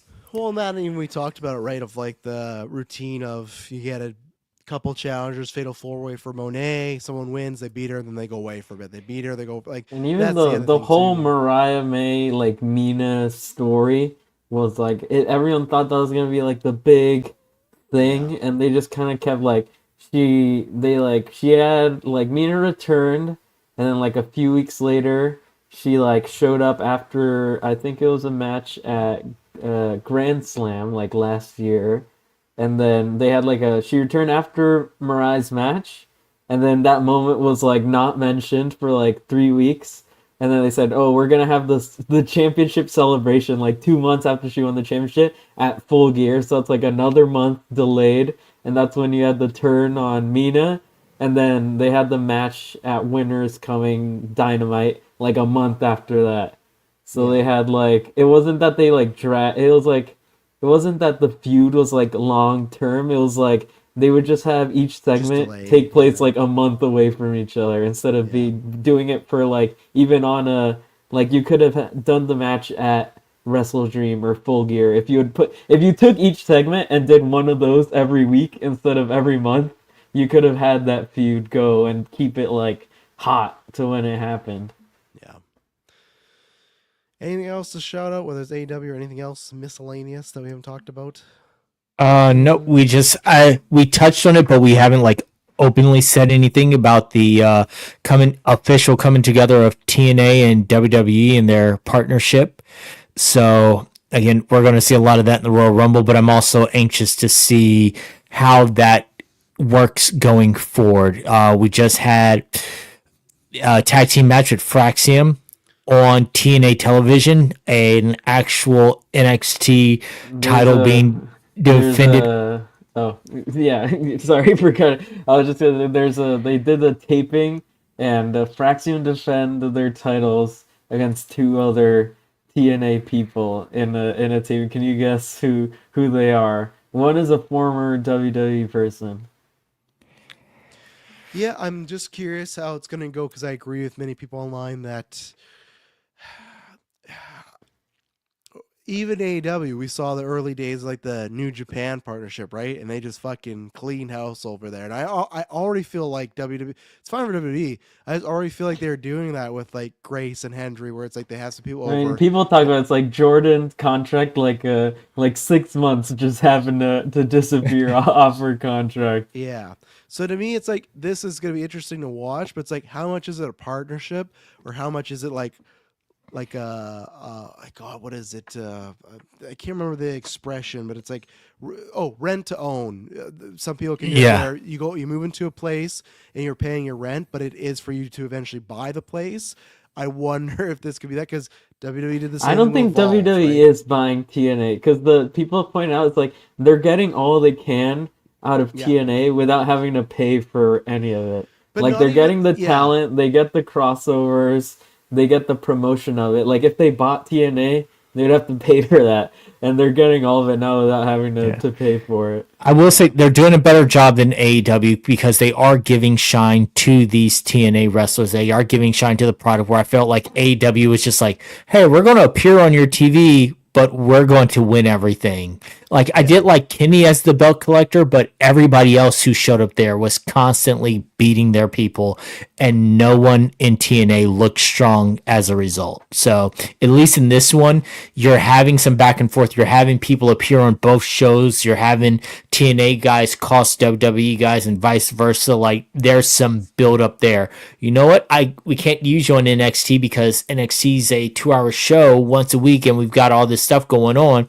Well, now we have you in a feud with these people in TNA. Like they're making it work a little bit better. And if it is just to talent scout and steal, then at least they're doing it in a way that at least makes it entertaining. And now there's also the rumor of the supposed NXT Evolve, which is like it's like pretty much supposed to be because Level Up was like it was like the true developmental, but it really wasn't because it was just matches, but there wasn't any like promo time or stuff like that. The rumors that Evolve is gonna be like there'll be like an Evolve championship and like there'll be storylines and promos and stuff. So it'll be like the developmental before NXT. Well, and NXT will be like the show. They purchased Evolve before when they were doing their whole buyout of the indies and collecting various indie organizations. From what I read, they're bringing back Gabe Sapolsky, who was great with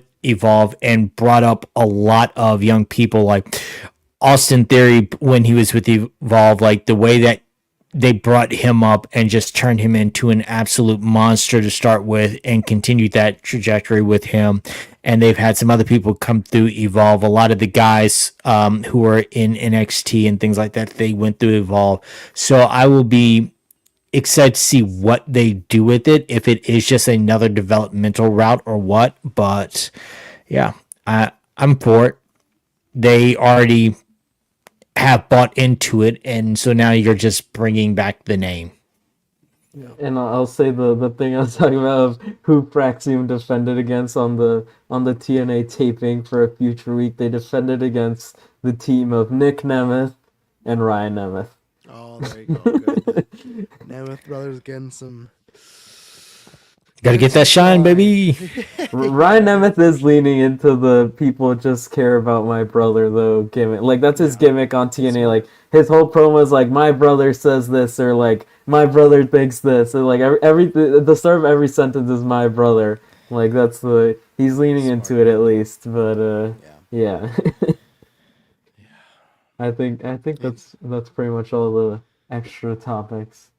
Oh, there we go. We said it was gonna be a short one, and it was the exact same length as last time. That's some sort of rants. Next week should be shorter because we'll literally just be talking about the Rumble. But who knows? Tons of stuff could happen. It's a week in wrestling. Look at this week. That's the thing with the wrestling business. Just tons of things just keep happening. Whether it's in the ring, outside the ring, rumor, innuendo. But we'll be back for that. So look out. If you ever watch live, we go right after. But then it'll be on the feeds, on the podcast feeds right after in the morning there. So thank you, gentlemen, for joining me here, and it's going to be tons of fun next week. Royal Rumble, start WrestleMania season. Hopefully we get some surprises, and we'll be back next week.